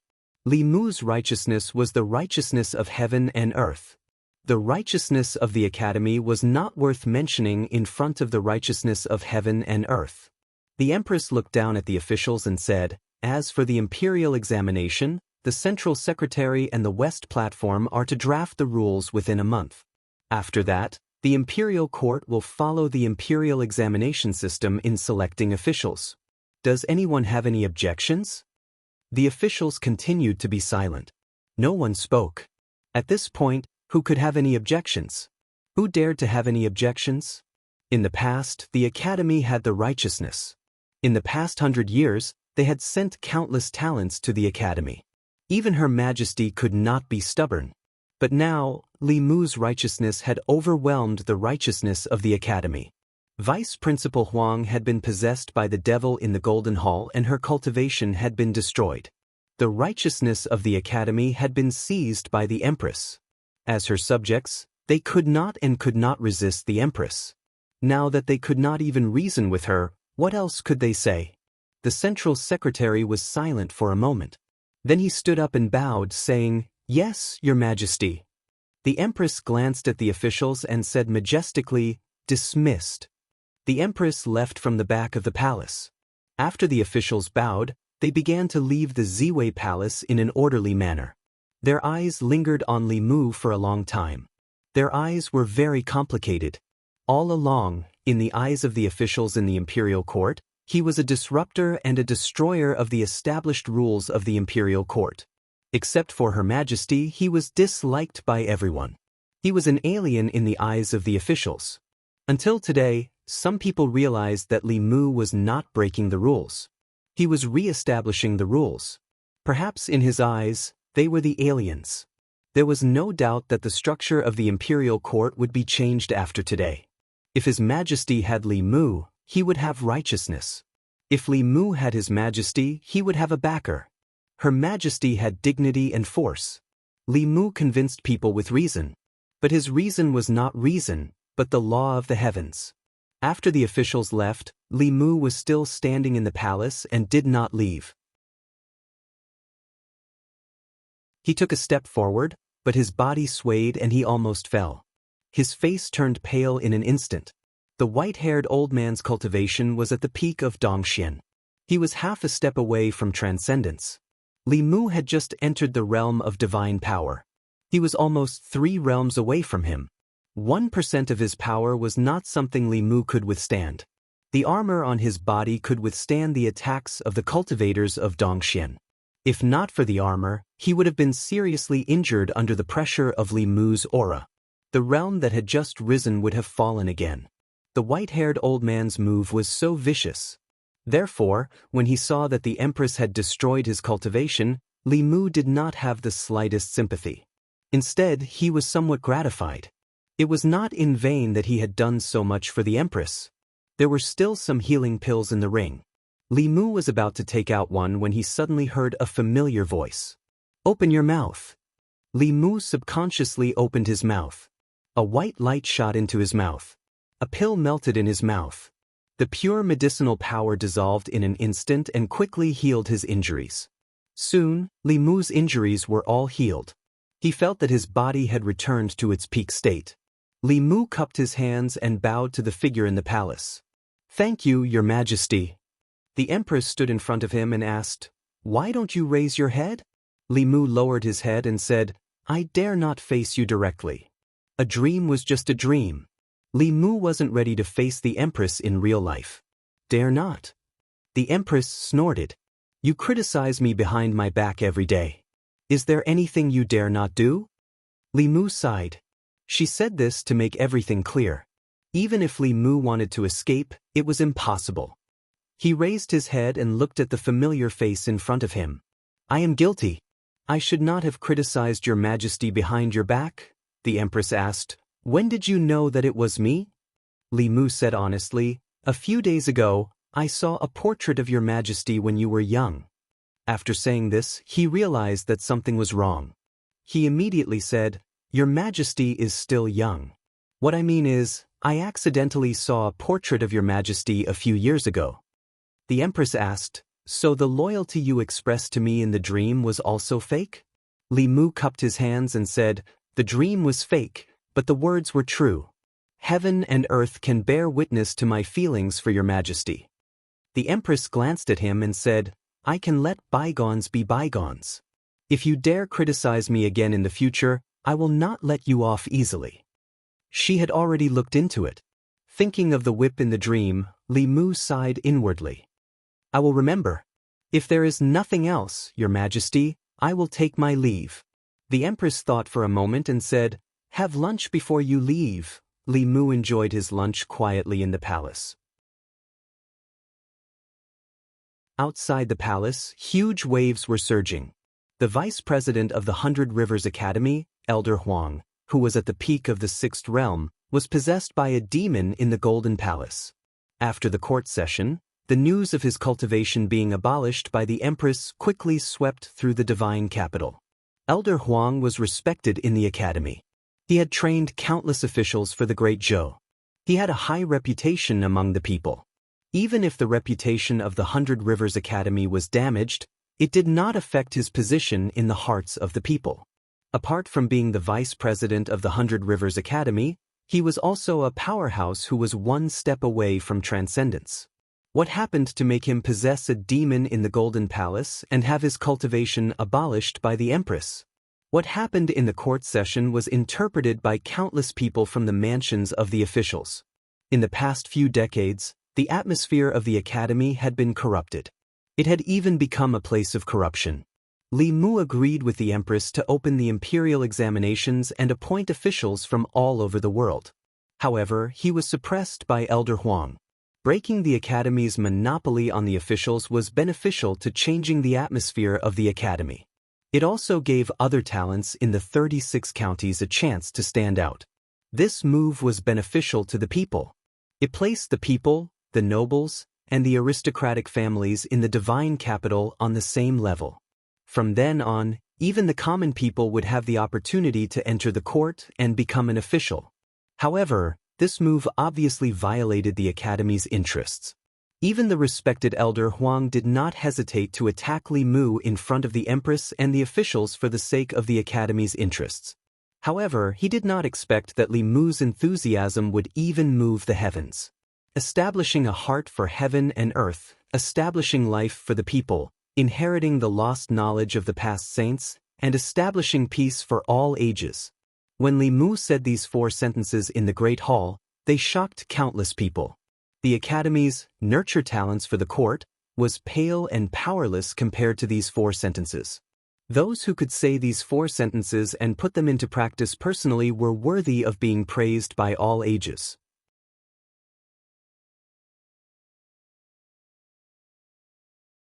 Chapter 260. After lunch, Li Mu thought about a problem as he walked out of the palace. The 4 sentences of Jianghu appeared for the first time in this world and resonated with heaven and earth. Logically speaking, it should be a newly created Taoist technique. However, Li Mu himself did not benefit much from it.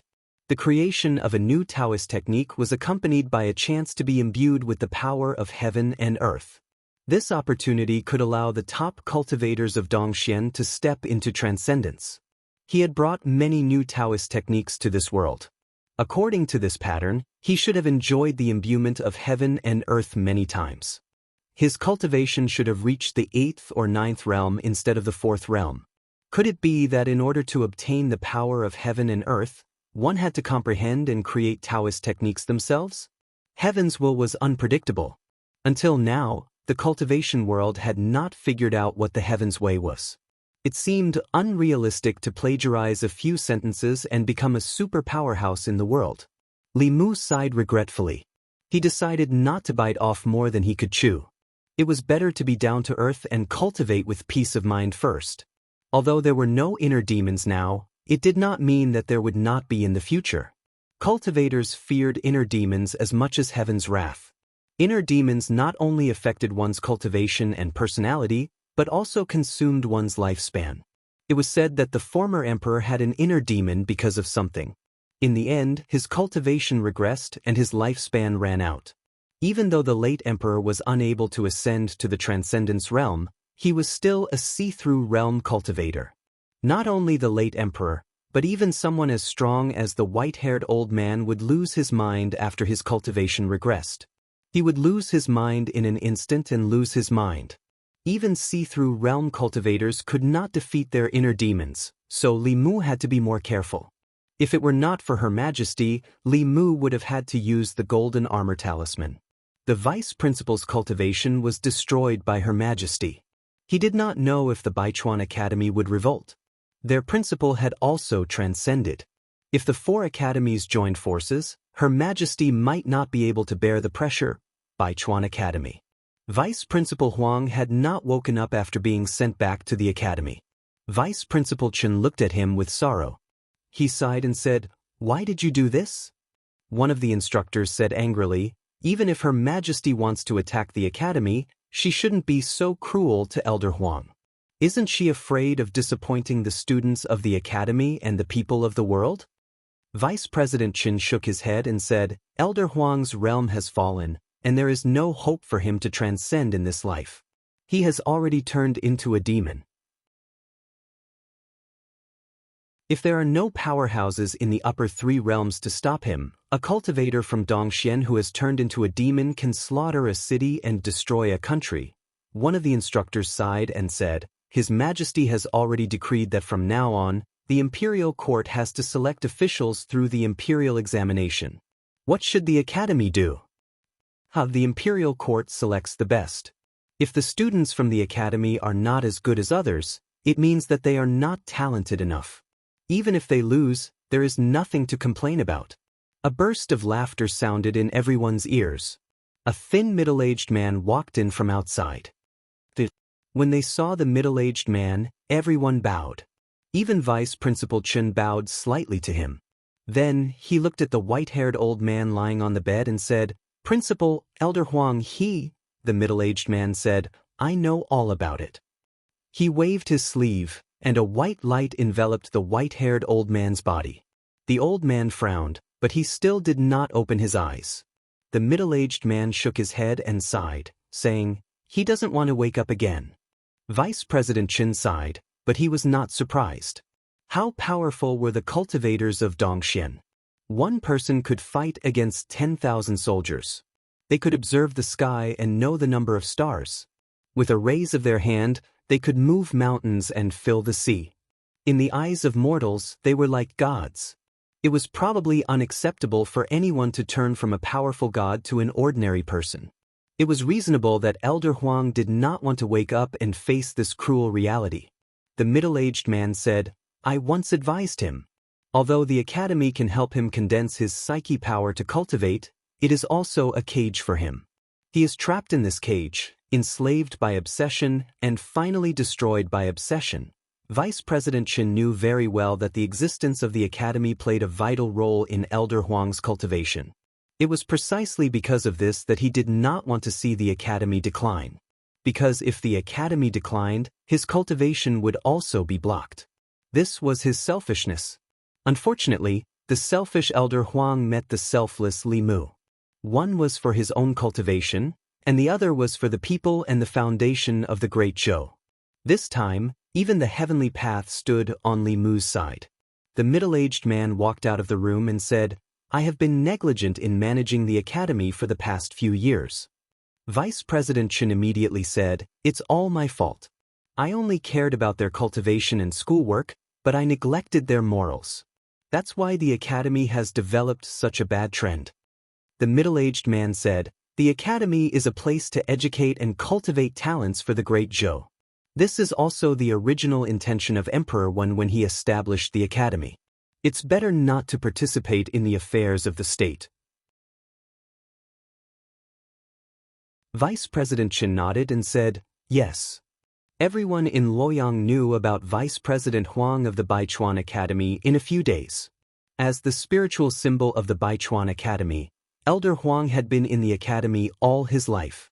He had cultivated many capable officials for the imperial court. His status in the hearts of the people was naturally very high. Many students of the Baichuan Academy also regarded him as their faith. But now their faith had collapsed.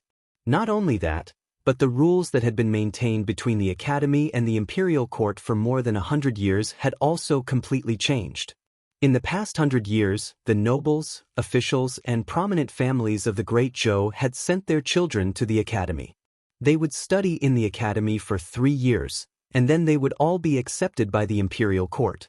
The outstanding students would immediately be granted official positions and become officials of the Great Zhou.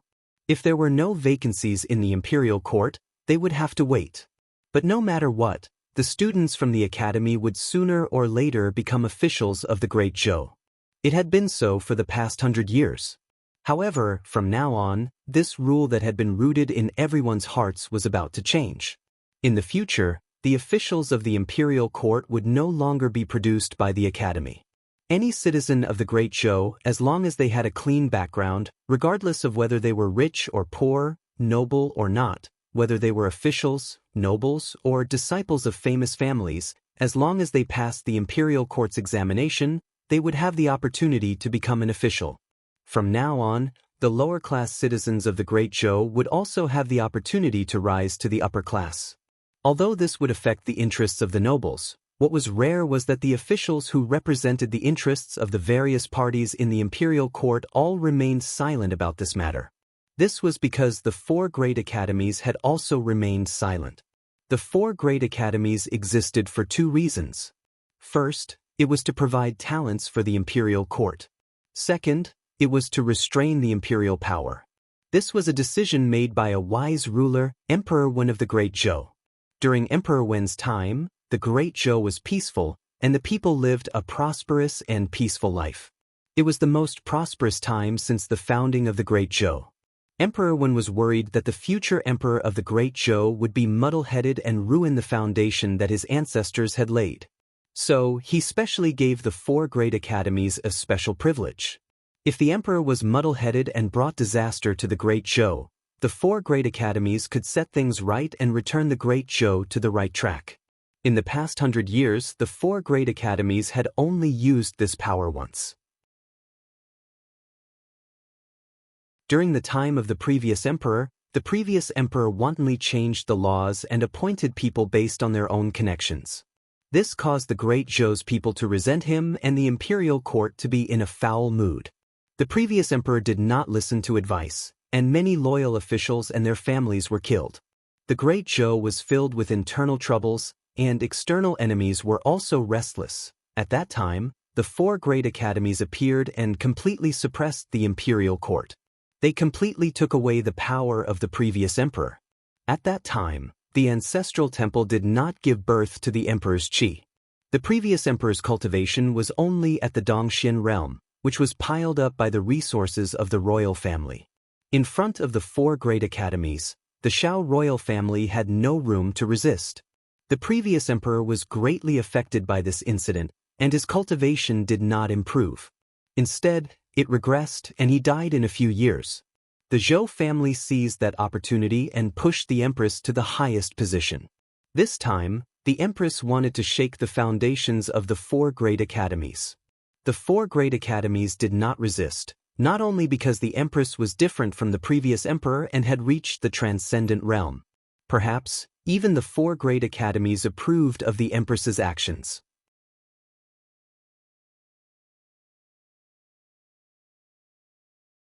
Chapter 261. In the small courtyard, Li Mu formed a seal with his hands and silently recited a spell. His body suddenly disappeared from the spot. Very quickly, his body appeared again. Li Mu formed another seal to cast a spell. This time, his upper body was still there, but his lower body had mysteriously disappeared. After a few more attempts, he either just entered the state of invisibility and revealed himself very quickly, or he could only hide a part of his body. His mana had already been depleted by more than half. Li Mu's face was a little pale as he sat down to rest. Xiao Bai ran over and massaged his back and shoulders as she said, "Savior, don't be anxious. Take your time, you will eventually learn." After advancing to the level of Abhijna, Li Mu could learn more Abhijna. When cultivators fight, they fight with Abhijna spells. After completely stabilizing his level, he began to learn level 4 Abhijna. The Taoist book that Su He gave him recorded many Abhijna that he could learn at this stage. For example, walking on water and sitting on fire, swallowing knives and spitting flames, concealment and so on. After some consideration, Li Mu decided to learn the most useful ones first, starting with invisibility. When he was still in the lower realm, he could also learn some basic spells. Calling the wind and summoning the rain in a small area was a piece of cake for him. When he first learned them, it took him a day to half an hour to learn them. But the spells of the middle realm were completely different from those of the lower realm. It gave Li Mu a confused feeling as if he had just entered university and had just stepped into advanced mathematics from elementary mathematics. For these Abhijna spells, the hand seals were more complicated. Even if it was combined with incantations and hand seals, it still required personal understanding to be successfully cast. Otherwise, there would be situations like Li Mu, where he could only hide half of his body. In comparison, Taoist spells were easier. If a new Taoist spell resonated with heaven and earth for the first time, the creator of the Taoist spell would be recognized by heaven and earth, and even the hand seals could be omitted. For example, Li Mu only needed a thought to disperse Xiao Yu's Taoist spell. In the future, if Henku's 4 lines could also conjure Taoist spells, the caster would not be able to cast them in front of Li Mu. The prerequisite was that someone could cast them. Most Tao techniques could be used directly by using mantras and hand seals, but there were some that could not. Xiao Yu's Taoist spell used her resentment to communicate with the heavens and earth. Li Mu didn't have her experience, so he couldn't use it. Otherwise, when he was telling stories in the Yunyan Pavilion, he would have resonated with the heavens and earth and created a phenomenon that shook the entire North region. Henku's 4 sentences were the same. It was the highest pursuit of scholars or court officials. Only when there was someone who was worthy of the heavens and earth, who was trusted by the people, who had truly set their heart for the heavens and earth, and who had set their lives for the people, could they communicate with the heavens and earth through these 4 sentences. Other than that time in the palace, Li Mu could no longer resonate with heaven and earth through these 4 sentences. Perhaps in the eyes of the heavenly Tao, he had yet to achieve this. Li Mu practiced the invisibility spell for a while, but he still couldn't get the hang of it. Sensing a familiar aura outside, he quickly walked over, opened the door and asked, "Sister May, why are you here? Does His Majesty have another order?" Mr. May glanced at him and asked, "Can I come if His Majesty didn't give me any orders?"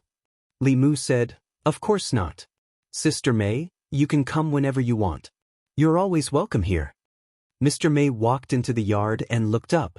He said, "The array here is set up well. Even a cultivator of the 5th realm would have to spend some effort to break it. Did you set it up?" Li Mu smiled embarrassedly and didn't deny it.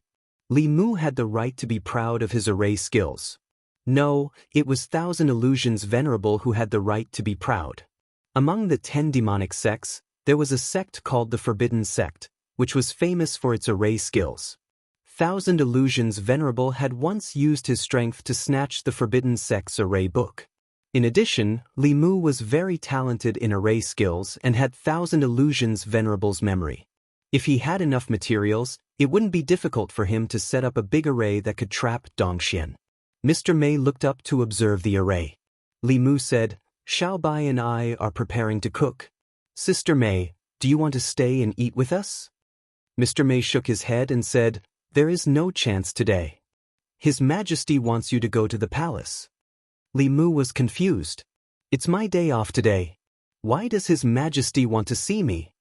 Mr. Mei said, His Majesty ordered the Hall of Secretariat to formulate the policies for the imperial examination within a month. In the past, the imperial court chose officials from the academy. More than 100 years ago, it was recommended by each family. The Hall of Secretariat didn't have a precedent and didn't know where to start. Since you proposed the imperial examination, His Majesty wants you to guide the officials of the Hall of Secretariat and formulate the policies for the imperial examination. Li Mu felt a little regretful. When he was in the Yamen, he was very busy and had to patrol every day. When he finally had his day off, he finally had time to accompany Xiaobai. He had made an appointment with her to buy food and cook, but he was suddenly summoned by the Empress. Xiaobai's bright eyes flashed with a trace of disappointment. She quickly smiled and said, Go ahead, I'll wait for you at home. Li Mu noticed her disappointment. He thought for a moment and asked Mr. Mei, Can I take her with me? Hearing this, Mr. Mei was stunned. He looked at Li Mu and saw that he didn't seem to be joking. He thought for a moment and nodded. Yes, but when we enter the palace, you have to stay by our side. You can't run around. Xiaobai happily held Li Mu's arm and said, I won't leave you, Savior. With Xiaobai following them, the atmosphere became much livelier. When they entered the palace, she held Li Mu's arm and looked around. She grew up in the mountains and was very surprised by the magnificent buildings that could be seen everywhere in the palace. The Hall of Secretariat was located in the palace, west of the Ziwei Palace. It was also known as the West Stage. Among the 3 provinces, the Hall of Secretariat was the decision-making body. It was in charge of important government affairs. All the policies of the Great Zhou were formulated by the Hall of Secretariat. It could be said that it was the think tank of the Great Zhou. To some extent, the Hall of Secretariat decided the path that the Great Zhou would take in the future. This was also the reason why the Empress gave the Hall of Secretariat the task of formulating the imperial examination policy. When Li Mu was brought to the gate of the Hall of Secretariat by Mr. Mei, an official was already waiting there. He first bowed to Mr. Mei and said, Greetings, Mr. Mei. Mr. Mei said lightly, I've brought Lord Li here. The Hall of Secretariat must treat him well. Do not neglect or offend him. If he delays important matters of the imperial examination, the Hall of Secretariat will be responsible. The official smiled bitterly and said, We wouldn't dare, we wouldn't dare. He had seen the consequences of offending Li Mu in the Great Hall. No one wanted to be punished by the heavens. Moreover, they were asking for help this time, so they wouldn't offend him. The Hall of Secretariat was a confidential place. Even the officials of the other departments couldn't easily enter. Mr. Mei went to Xiaobai and said, I'll take you to the front garden. The flowers there are very beautiful. Li Mu patted Xiaobai's head and said, Let Sister Mei take you to play first. When I'm done here, I'll go find you. Xiaobai nodded obediently. Mr. Mei took her away. The official from the Hall of Secretariat smiled at Li Mu and extended his hand. Lord Li, please. Li Mu stepped into the Hall of Secretariat and asked, How should I address you? The official said, I'm Lu. I'm an official of the Hall of Secretariat. Li Mu couldn't help but look at this person a few more times. Looking at his appearance, he was in his 30s, about the same age as Zhang Chun. Li Mu originally thought that he would be the head of the Hall of Secretariat, but he didn't expect him to be an official of the Hall of Secretariat. An official of the Hall of Secretariat was only a 5th-rank official, the same as Zhang Chun. However, his position in the court was completely different. A 5th-rank Shindu token was dispensable in the court. If he didn't come to court, no one would notice. However, an official of the Hall of Secretariat was the backbone of the Hall of Secretariat. Most of the political affairs of the Great Zhou were discussed and decided by the 6 officials of the Hall of Secretariat. As long as there were no accidents, anyone who could become an official of the Hall of Secretariat would be a giant in the court in the future. The two of them walked into the Hall of Secretariat. When they passed through the long corridor on the right, a young man walked out from the side of the yamen.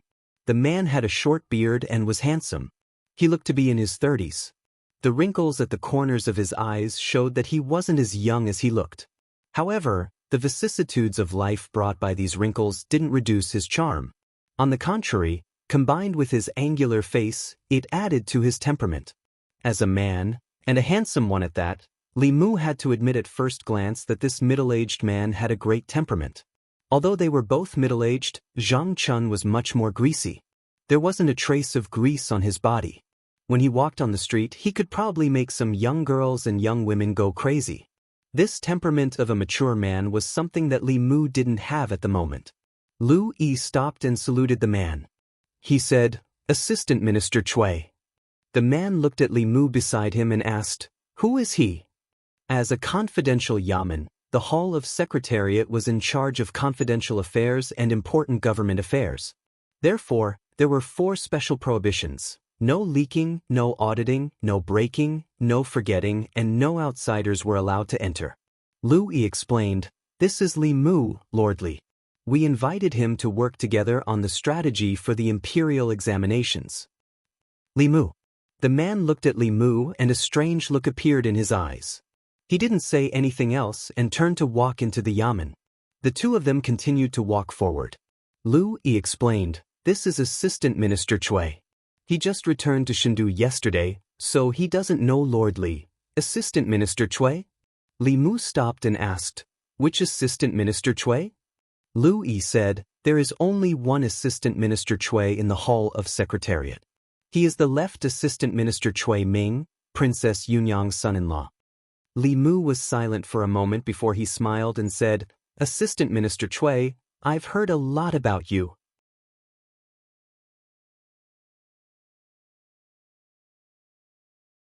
Chapter 262. Lu Yi was surprised. Official Li knows about Assistant Minister Cui?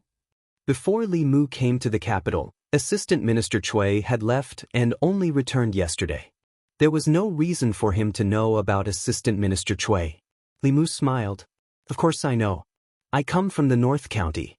Assistant Minister Cui was a county magistrate there for a period of time. Even now, there are still legends about him in the North County. No wonder. Lu Yi seemed to have thought of something. Assistant Minister Cui is handsome and heroic. Everywhere he goes, countless girls go crazy for him. I didn't expect that after being in the capital for so long, there are still people in the North County who remember him. Li Mu had only heard of Cui Ming before. Now that he saw him, he knew how he could use women to rise up the ranks. This person's appearance and temperament were excellent. If he debuted in the future, he would easily attract a group of female fans who would call him hubby behind his back. Since ancient times, people's pursuit of appearance had never changed. No matter if it was a young girl or a young woman, it was hard to resist this temperament. Madame Chu, the daughter of the Jianghu County Magistrate, and Princess Yunyang had all fallen into his hands. Li Mu wanted to use Lu Yi to find out more about Cui Ming. He revealed a gossipy expression and said, "I heard that Assistant Minister Cui had several marriages." Lu Yi nodded. "I also heard that Assistant Minister Cui was originally the son-in-law of the Jianghu County Magistrate. Later, Assistant Minister Cui found out that the Jianghu County Magistrate colluded with the demon sect. Assistant Minister Cui exposed his father-in-law to the imperial court. The Jianghu County Magistrate's family was executed by the late emperor. Only Assistant Minister Cui was transferred to the capital because of his merit in exposing them." He shook his head.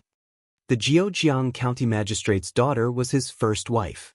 Assistant Minister Cui was ruthless. Li Mu asked, "How did Princess Yunyang and Assistant Minister Cui get together?" Lu Yi thought for a moment and said, "At that time, Assistant Minister Cui was the head of the Secretariat and worked in the Imperial Secretariat. The Imperial Secretariat was in the palace, and Princess Yunyang often went to the palace.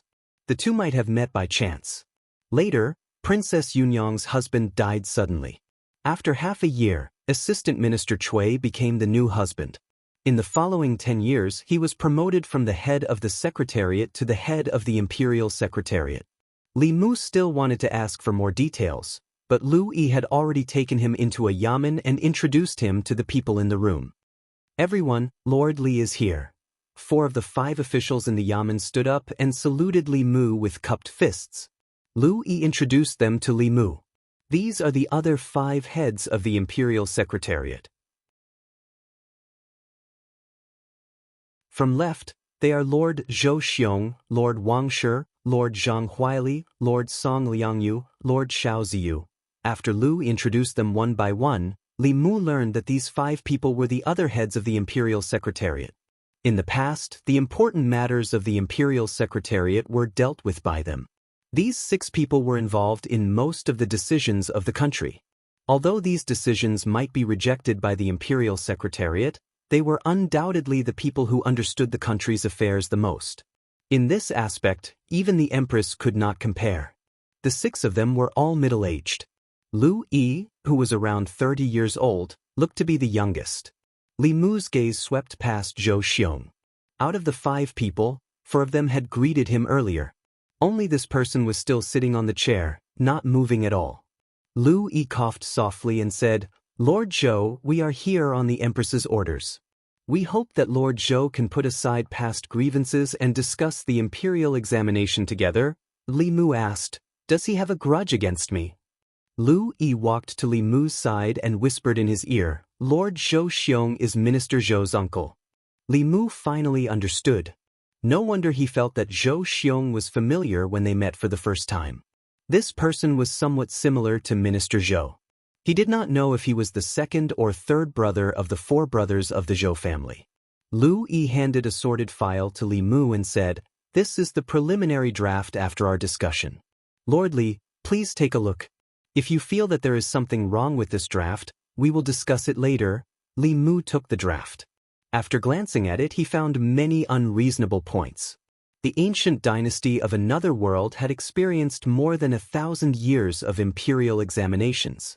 Its advantages and disadvantages, as well as the evaluation and analysis of the imperial examination system, had all appeared as important test points in the history examination. These were all compulsory content in high school history. Li Mu did not need to search his memory to say it out loud. "There is a problem here. It seems that you still do not understand the meaning of the imperial examination. The imperial examination refers to the selection of officials for different subjects. Every subject tests a different ability. How can they be the same? The Ministry of Revenue focuses on mathematics. The Ministry of Justice focuses on criminal law. The Ministry of Rights focuses on the rights of Zhou. Change. The officials of the divine capital do not need to have a high cultivation. Are you worried that the demons and ghosts will attack the divine capital? The officials of the bordering counties and prefectures must have a cultivation above creation realm. There was no precedent for the imperial examination system. They discussed it for several days, but their minds were still in a mess. Li Mu only said a few words, but they were able to see through the fog. Soon they had a clear idea. As the rumors said, the imperial examination system was most likely proposed by Li Mu to the Empress. They were the officials of the Secretariat. Every day, they dealt with many important matters of the imperial court. They were extremely sensitive to certain matters.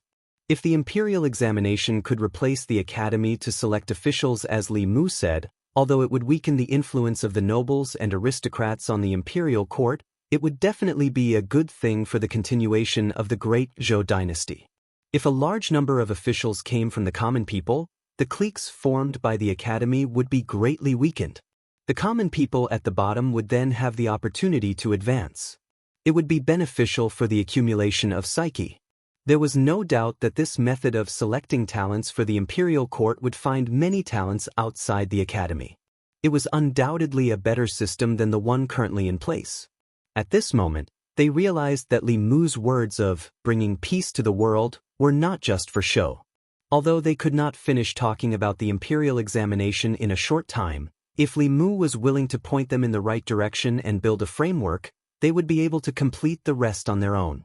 However, Li Mu did not do so. He planned to go back early. First of all, he wanted to come to the secretariat a few more times.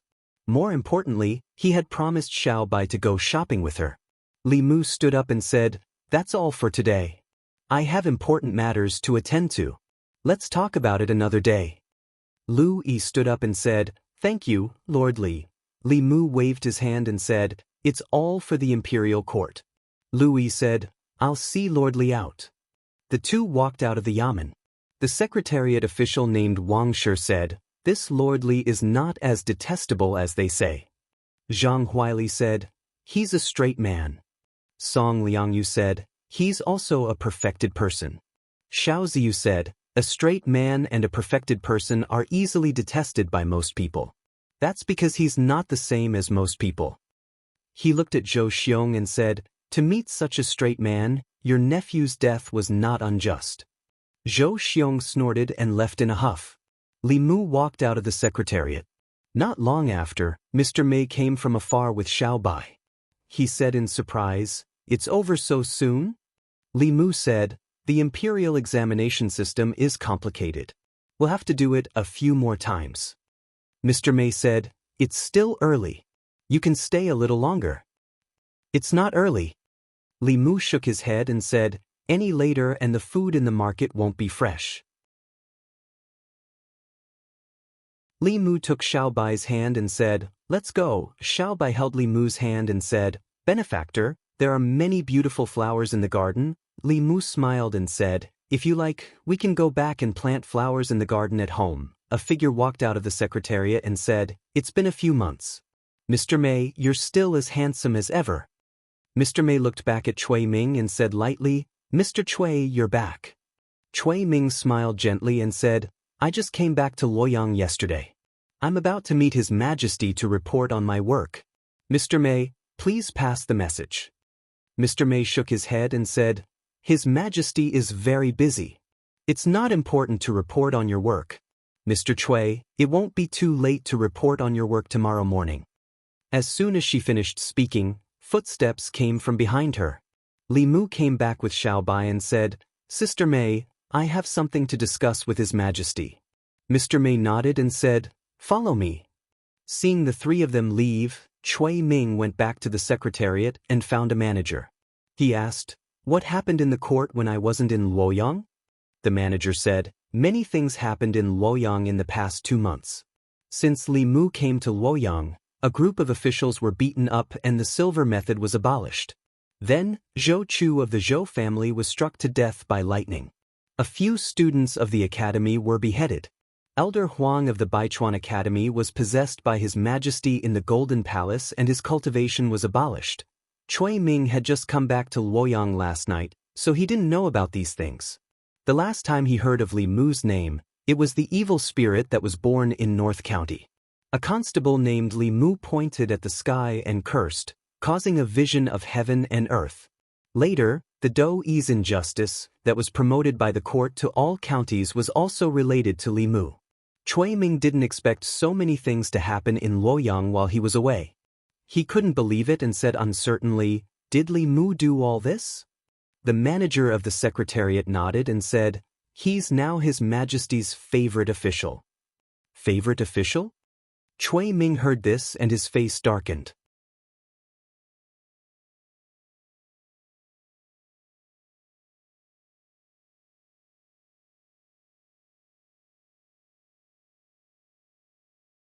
She escorted Li Mu from the North County to Chengdu and took care of him.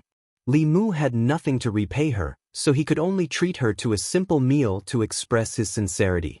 This meant that he truly approved of her. Although Li Mu had promised Lu Hanyan that he wouldn't fool around after coming to Chengdu, Lu Hanyan wasn't on the list of flowers that she was wary of. It was still early when they left the palace.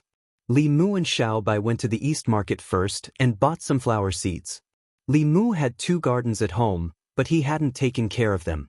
Since Xiaobai liked them, he might as well plant flowers in them and wait for Lu Hanyan and Wanwan to come back. It could also add some decorations to the house. "Li Mu, you're shopping too?" A familiar voice came from behind. Li Mu turned around and saw Zhang Chun at the entrance of a flower shop not far behind him. There were two people beside him. They were both women. One was a woman in her 30s, and the other was a thin woman. Li Mu was familiar with both of them. He could meet familiar faces while shopping with Xiaobai. Li Mu held Xiaobai's hand and walked forward. He smiled and said, "Lord Zhang, Madame Zhang, Missy, what a coincidence." The woman smiled and said, "So it's Constable Li. Is this Madame Li? She's so beautiful." Zhang Chun's heart skipped a beat. He glared at the woman and said, "She's not Madame Li. Don't talk nonsense." Seeing Li Mu, the owner of the flower shop walked out and took a bag of flower seeds from the side. He said, "So you're Constable Li's friends. You should have said so earlier. I'll give you this bag of flower seeds." Zhang Chun was holding the precious flower seeds that he couldn't bear to buy just now. He was the Shendu magistrate, and in his jurisdiction, he had to rely on his subordinate constable to take advantage of him. He felt a little jealous. Xiaobai, Madame Zhang, and her daughter went into the shop to pick out the flower seeds. Li Mu and Zhang Chun waited outside. Li Mu thought of Cui Ming and asked Zhang Chun, "Old Zhang, if someone, in order to climb up the social ladder, killed his wife and threw her body in the wilderness. He also framed his wife's family and caused more than 10 people in her family to die in vain. What should we do? Such an animal is worse than meat. Of course we should." Zhang Chun said angrily. Before he finished, he suddenly woke up and looked at Li Mu. He asked cautiously, "Who are you talking about?" Li Mu said, "Cui Ming." "Who's Cui Ming?" Zhang Chun looked confused and asked, "Could it be the Cui family of the 9 families?" Li Mu shook his head and said, "No." "That's good." Zhang Chun puffed out his chest and said, "As long as it's not the Cui family of the 9 families, I don't care if he's a disciple of the academy or an official in the court. Whoever dares to do such an animal will be punished by me." "Your Excellency is indeed noble." Li Mu saluted him and said, "This is the left assistant minister of the Secretariat, Cui Ming, the prince consort of Princess Yunyang." More than 20 years ago, Zhang Chun was stunned. He picked his ear and said to Madame Zhang in the shop, "Madam, are you done? It's getting late. We should go home." Li Mu was stunned and said, "Old Zhang, I knew it." Zhang Chun pointed at Li Mu and said angrily, "As long as you open your mouth, nothing good will come out of it. That's the left assistant minister of the Secretariat, a 4th-rank official, and a relative of the emperor. He won't even have to pay with his life for killing someone. Aren't you overestimating me? No matter if it's the Luoyang Yamen, the Ministry of Justice, the Censorate, or the Supreme Court, none of them are qualified to try such a case." Li Mu said helplessly, "I know the Luoyang Yamen can't do anything to him. That's why I want you to help me." Zhang Chun shook his head quickly and said, "I can't, I really can't." This time, Li Mu did not try to persuade Zhang Chun again. Cui Ming's case was different from all the previous cases. In the past, they only interrogated the sons of officials and the students of the academy. They did not have official positions. Once they had official positions, the Luoyang Yamen was no longer qualified to try them. Officials above 4th rank, as well as relatives of the emperor, even the Ministry of Justice and other yamens were not qualified to try them. These people were the ones who truly enjoyed privileges in Great Zhou. Li Mu did not say anything else. Zhang Chun's expression kept changing as if he was conflicted. He glanced at his wife and daughter, who were bargaining with the shopkeeper in the flower shop. In the end, he sighed and his expression returned to normal. At this moment, there was a commotion on the street. "It's Lord Cui. The emperor's son-in-law is here. Let me see, let me see." "If I can marry a man like the emperor's son-in-law, no, as long as I can have a night with him, I'll die without regrets. Look at yourself. How dare you say something like that? Don't insult our emperor's son-in-law." Li Mu turned his head and looked at the source of the commotion. He saw a figure he had seen in the secretariat.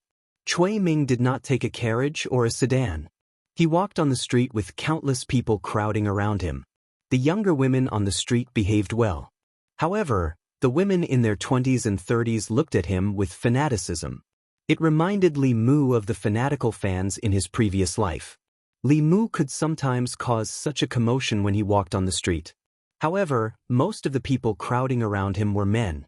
That was when he was escorting criminals to the Luoyang Yamen or the Ministry of Justice. Zhang Chun's expression was one of disdain. He said bitterly, "A bunch of foolish women who judge a book by its cover." "I didn't expect the women of Luoyang to be so indecent," Li Mu said. "That's Cui Ming." Zhang Chun spat and said, "I knew it. I could tell at a glance that he's a beast." Madame Zhang walked out of the flower shop. Her face was still red. She mumbled, "Who was that person who just walked past?" Zhang Chun said, "Madam, you saw it too, right?" "That person?" Madame Zhang's face was still red. She said, "I wonder which woman got lucky enough to marry him." Zhang Chun was stunned when he saw his wife's red face.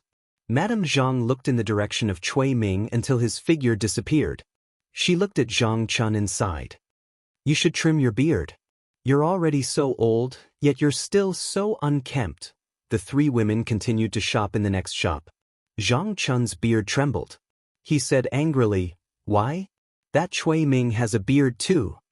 Li Mu patted his shoulder and said, "But he looks better with a beard than you." Zhang Chun's face darkened.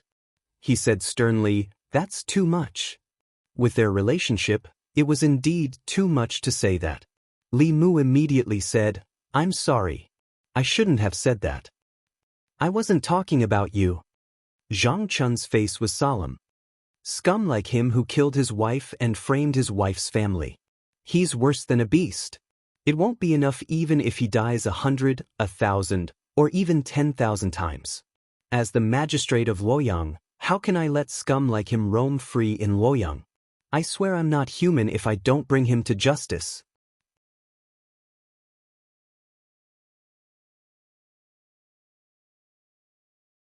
Chapter 264. Zhang Chun's chest heaved. It was obvious that he was furious. After knowing him for so long, Li Mu had never seen him so angry. Thinking about it from another perspective, if his wife started to dislike him after being infatuated with another man, Li Mu's mentality would also collapse. Of course, such a situation was impossible. Li Mu did not have Cui Ming's mature charm. In terms of appearance, he was still better. Youth was an asset. His face was full of collagen. Most of the women who liked Cui Ming were older women. Most of them preferred young puppies. However, Zhang Chun was different. He was also a middle-aged man, but he was not as good-looking as Cui Ming. His temperament was also worlds apart. Due to his cautious behavior, he was often a little wretched. The only thing missing was the word, greasy, written on his face. Whether it was his appearance or temperament, he was crushed by Cui Ming in all aspects. Li Mu sighed and said, "Lord Zhang, let it go. He's a relative of the emperor and a fourth-rank official. If you're just jealous, there's no need to offend him." This time, Li Mu's tone was sincere. He could do whatever he wanted in Fairy's capital because the empress stood firmly behind him. Unlike him, Zhang Chun had a family to feed. If he could avoid getting involved in this matter, he would try his best to avoid it. Zhang Chun patted his chest and said righteously, "I'm not jealous. I hate evil. Her Majesty trusts me, and that's why she promoted me to the magistrate of Fairy's capital. As the parent of the people of Fairy's capital, I'm absolutely irreconcilable with evil." Li Mu looked at him in a new light when he saw how righteous he was. Zhang Chun looked at Madame Zhang's back and said in a low voice, "If I don't chop off this animal's head in front of these foolish women in Fairy's capital, my surname isn't Zhang." Li Mu looked at Zhang Chun's ferocious face and understood something. Jealousy made people crazy. Just because Mrs. Zhang took a few more glances at Cui Ming, Zhang Chun, who was timid just now, changed his mind. Beheading the man of their dreams in front of the women of the divine capital. These women would probably have nightmares for several months. The middle-aged man's jealousy was terrifying. It was not an easy task to bring down Cui Ming. He was in a high position and was a member of the royal family. He was a core member of the old party. The Shao clan would not let him fall so easily. This involved the royal family of the Shao clan, the old party, Princess Yunyang, and even the West Palace. This was the most difficult task that Li Mu had to do since he came to Luoyang. But he had to. Firstly, it was for the sake of justice. Establishing a heart for the heavens and earth, establishing life for the people, inheriting the supreme arts of the past saints, establishing peace for all ages. Li Mu was not just saying these words for fun. He had to do his best to realize these 4 sentences and turn them into a Tao technique that belonged only to him. Perhaps, this was the opportunity for him to enter the upper realm in the future. Secondly, it was for Su He. He and Su He were sworn friends. Back in Yangqiu County in the North County, Li Mu had already made up his mind to avenge her. Even if she broke out of the formation, she was only a 5th realm soul cultivator. The divine capital was no different from a tiger's den to her. It was impossible for her to take revenge on her own. She would not even have the chance to see Cui Ming before she was captured by the powerhouses of the divine capital. It would be best if Li Mu could avenge her before Su He broke out of the formation. No matter the reason, Cui Ming had to die. Li Mu's eyes flashed while Zhang Chun's expression darkened. The two looked at each other and reached a tacit understanding. At this moment, the two of them shared a common enemy.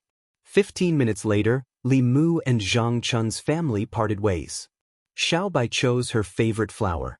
The two of them went to the market to buy some vegetables and returned home.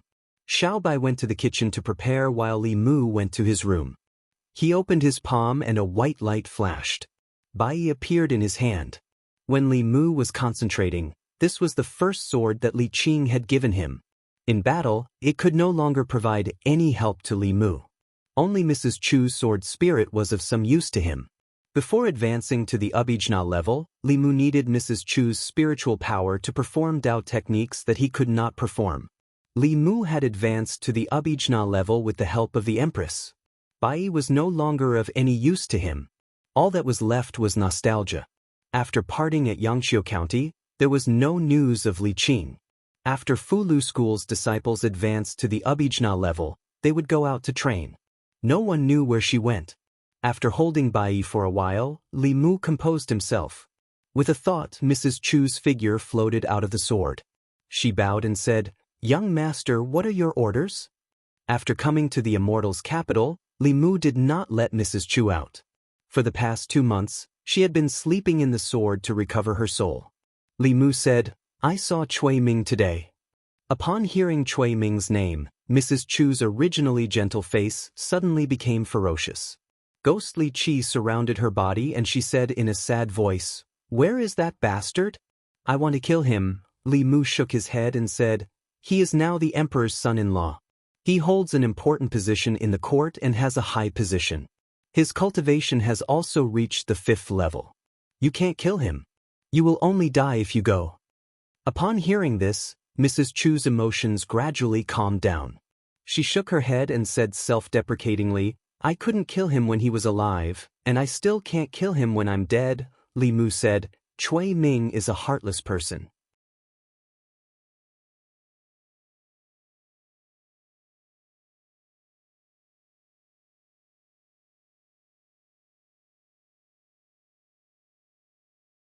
Chapter 265. Zhang Chun seemed to have something to do. She left without entering the door. Li Mu closed the door again and returned to the courtyard.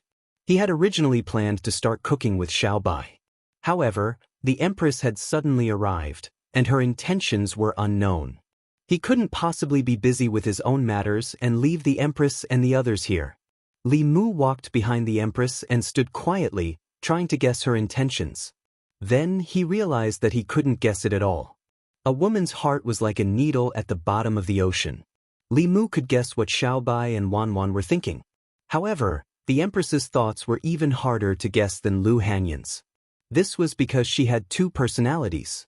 One was the dignified and serious Empress, and the other was Li Mu's nightmare with unparalleled whip skills. The Empress stood in the courtyard with her back facing Li Mu. She asked, "Are you used to living in this house?" Li Mu nodded and said, "It's just a little big. It's troublesome to clean it up." The Empress turned to look at him and said, "I gave you a maid, but you didn't want her. If you don't like the size of this house, I'll change it to a smaller one for you. Li Mu hurriedly said, No need, no need. I'll get used to it. As long as you like it. A big house with 5 entrances was Zhang Chun's lifelong goal. Who would complain that their own house was too big? Li Mu and Xiaobai lived in such a big house. Naturally, it was a little big. However, Lu Hanyan and Wan Wan hadn't returned yet. If there was a new addition to the family in the future, the house with 5 entrances might still seem small. The Empress asked this question and didn't say anything else. Li Mu waited for her to go somewhere else. However, they didn't seem to have any intention of leaving. Li Mu asked tentatively, Xiaobai and I are preparing to cook. Your Majesty, Mr. Mei and Master Shangguan, do you want to have a meal here before you leave? This was obviously the intention of sending them off. As the ruler of a nation, the Empress would not and could not possibly stay for a meal here. This did not match her identity and status. Li Mu even suspected that she didn't need to eat on a daily basis. Li Mu, who was in the transcendent realm, could already abstain from eating. Did the transcendent realm feed on the spiritual energy of heaven and earth and the essence of the sun and moon? The Empress sat down on the stone chair and said, Okay. Li Mu was dumbfounded. Couldn't she tell that he was sending her off? If a guest suddenly came to stay for dinner, she should tactfully refuse. Wasn't this a traditional virtue of great show? Li Mu asked, We haven't started preparing yet. The meal should take a long time. Will it delay His Majesty's handling of state affairs? Shangguanli said, The imperial court has 3 provinces, 6 ministries, and 24 divisions. If His Majesty has to deal with every matter, what is the point of having them? Mr. Mei grabbed Li Mu's arm and said, Let's go. I'll go help you guys in the kitchen. After being dragged into the kitchen by Mr. Mei, Li Mu knew that they had decided to stay for dinner. Although he and Xiaobai bought enough food for 2 people to eat for 2 days, and the 5 of them finished it in 1 meal, he didn't lose out. After all, the Empress was probably the only family in the Immortal's capital that could benefit from her. Mr. Mei took care of him like a big sister, so it was only right that he treat him to a meal. The Empress was Li Mu's financial backer, so he had to serve her well. As for Shangguan Li, Li Mu had automatically filtered her out. Li Mu and Xiaobai made 4 dishes and 1 soup for the 5 of them. It wasn't a sumptuous meal, mainly because they didn't buy much. After the dishes were served, the Empress sat at the table while Mr. Mei and Shangguan Li stood behind her. The Empress said, This isn't the palace. Sit down. Li Mu was hesitant at first, but after hearing what the Empress said, he felt relieved and sat down with Xiaobai. Mr. Mei and Shangguan Li sat on her left and right, acting more cautiously. They only picked up their chopsticks when the Empress picked up. They would only eat the dishes in front of them. From Li Mu's point of view, being the Empress was meaningless. After sitting on the throne, his family and friends would all change. At least for Li Mu, he would rather not have power than give up these things. Usually, it was just him and Little White at home. When it came to dinner, there were no rules. It was normal for them to chat and laugh. However, with the Empress present, Lord Mei and Gongsun Li were like guardians, sitting at the side obediently. The atmosphere was a bit tense, and the meal was tasteless. The Empress suddenly asked, Why do you have a fox demon with you? Hearing this, Xiaobai was shocked. She immediately put down her chopsticks and moved closer to Li Mu. Li Mu explained, Before she transformed, I saved her once. After that, I met her again. In order to repay my kindness, she has been by my side ever since. The Empress asked, Repay my kindness? She's from the Heavenly Fox clan? Li Mu nodded. The biggest difference between the Heavenly Fox clan and the ordinary Fox clan was that they would repay kindness and revenge and would not be tainted by karma. Hundreds and thousands of years ago, their ancestors had become heavenly foxes and had passed down their bloodline until now. In fact, there was not much bloodline power left. The Empress stretched out her hand, and a sparkling and translucent crystal bottle appeared in her palm. The crystal bottle was half filled with a bright red liquid. Li Mu didn't know what the liquid was, but Xiaobai seemed to sense something. She grabbed Li Mu's hand tightly and looked a little scared. The Empress said, There are a few drops of black fox essence blood here. They are useless to me, but they should be useful to her. Give them to her. Li Mu's eyes lit up. The Fox clan's strength was determined by the number of tails. 1 to 3 tails could only be called demon foxes. 4 to 6 tails could be called spirit foxes. Those who could be called black fox had at least 7 tails, which was equivalent to the 7th realm of human beings. If Xiaobai could absorb these drops of black fox essence blood, there was a great chance that she could grow another tail and evolve from a demon fox to a spirit fox. Li Mu accepted the crystal bottle for Xiaobai and said, "Thank you, Your Majesty." The Empress said, "I ate the food she cooked. Just take it as an exchange." This exchange couldn't be more worth it. The black fox essence blood was enough to make all the fox demons fight over it. For more than 100 years, no black fox was born in the Great Zhou. Perhaps only the nation of demons had such an existence.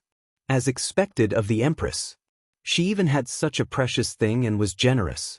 If she was willing, Li Mu didn't mind quitting his position and becoming her personal chef. After dinner, Li Mu sent the 3 of them out and said with a smile, "Take care. You're welcome to come again." Back in the courtyard, Li Mu instructed Xiaobai, "Go back to your room first and adjust your magic power to its peak state. I'll guard you tonight. After refining these drops of black fox essence blood, you should be able to evolve." Xiaobai had been in human form for some time and had an endless supply of spiritual jades. Originally, she still had a long way to go before she could evolve to 4 tails. However, these few drops of black fox essence blood were enough for her to evolve from a demon fox to a spirit fox overnight. Xiaobai still needed a few more hours to adjust herself to her peak state. Taking advantage of this time, Li Mu returned to the government office first. As soon as he stepped into the office, Zhang Chun walked out from the back of the office. He walked up to him and asked softly, "Has Her Majesty left?" Li Mu replied, "She left after dinner." Zhang Chun sighed. "You're really good in the kitchen. You're virtuous and virtuous. You're a motherly model of the world." Li Mu looked puzzled. "What are you talking about?" Zhang Chun shook his head. Nothing. Let's talk about Cui Ming. Why don't you ask Her Majesty to issue an edict to behead that beast Cui Ming? It'll save us a lot of trouble." Li Mu glanced at him. "Who do you think I am? Do you think Her Majesty will issue an edict just because I asked her to?" Since Great Zhou had developed until now, the power of the Emperor was actually very limited. The Empress couldn't do whatever she wanted. When officials of the 4th rank or above in Great Zhou or members of the imperial family committed crimes, only the Imperial Ancestral Temple could judge them. The Empress couldn't interfere. Moreover, this matter involved Princess Yunyang, who represented the imperial family of the Shao clan. Since the Empress ascended the throne, she hadn't gotten close to the Zhou clan or the imperial family of the Shao clan. If she interfered in this matter, it would be easy to mislead the outside world. They would think that she had made up her mind to suppress the old party of the Shao clan. This would make the court even more chaotic. Li Mu's duty was to solve the Empress's problems, not to add to her troubles. He couldn't pin all his hopes on Cui Ming's matter on the Empress. It was best to go through the proper channels. Zhang Chun spread his hands and said, "Then there's no other way." Since ancient times, members of the imperial family, relatives of the imperial family, and officials of the 4th rank and above who committed crimes had to be handed over to the Imperial Ancestral Temple. The Imperial Ancestral Temple is the old party. How can they judge him? Li Mu asked, "What did you plan to do before?" Zhang Chun said, "Since only the Imperial Ancestral Temple has the right to punish Cui Ming, then I'll enter the Imperial Ancestral Temple. Her Majesty intends to reform the court. If she can break the old party's control over the Imperial Ancestral Temple, then she will have the right to punish Cui Ming. Unfortunately, when I went back to the capital to investigate, I found out that since ancient times, the officials of the Imperial Ancestral Temple have been members of the imperial family of the Shao clan. It's difficult for outsiders to infiltrate." He looked at Li Mu and said leisurely, "Unless you have someone in the Secretariat who can take the appointment and dismissal authority of the Imperial Ancestral Temple's officials back to the court." Li Mu heard this and smiled. "Isn't this a coincidence?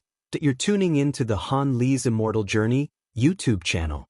Don't forget to subscribe and join us on this journey to catch the most captivating stories.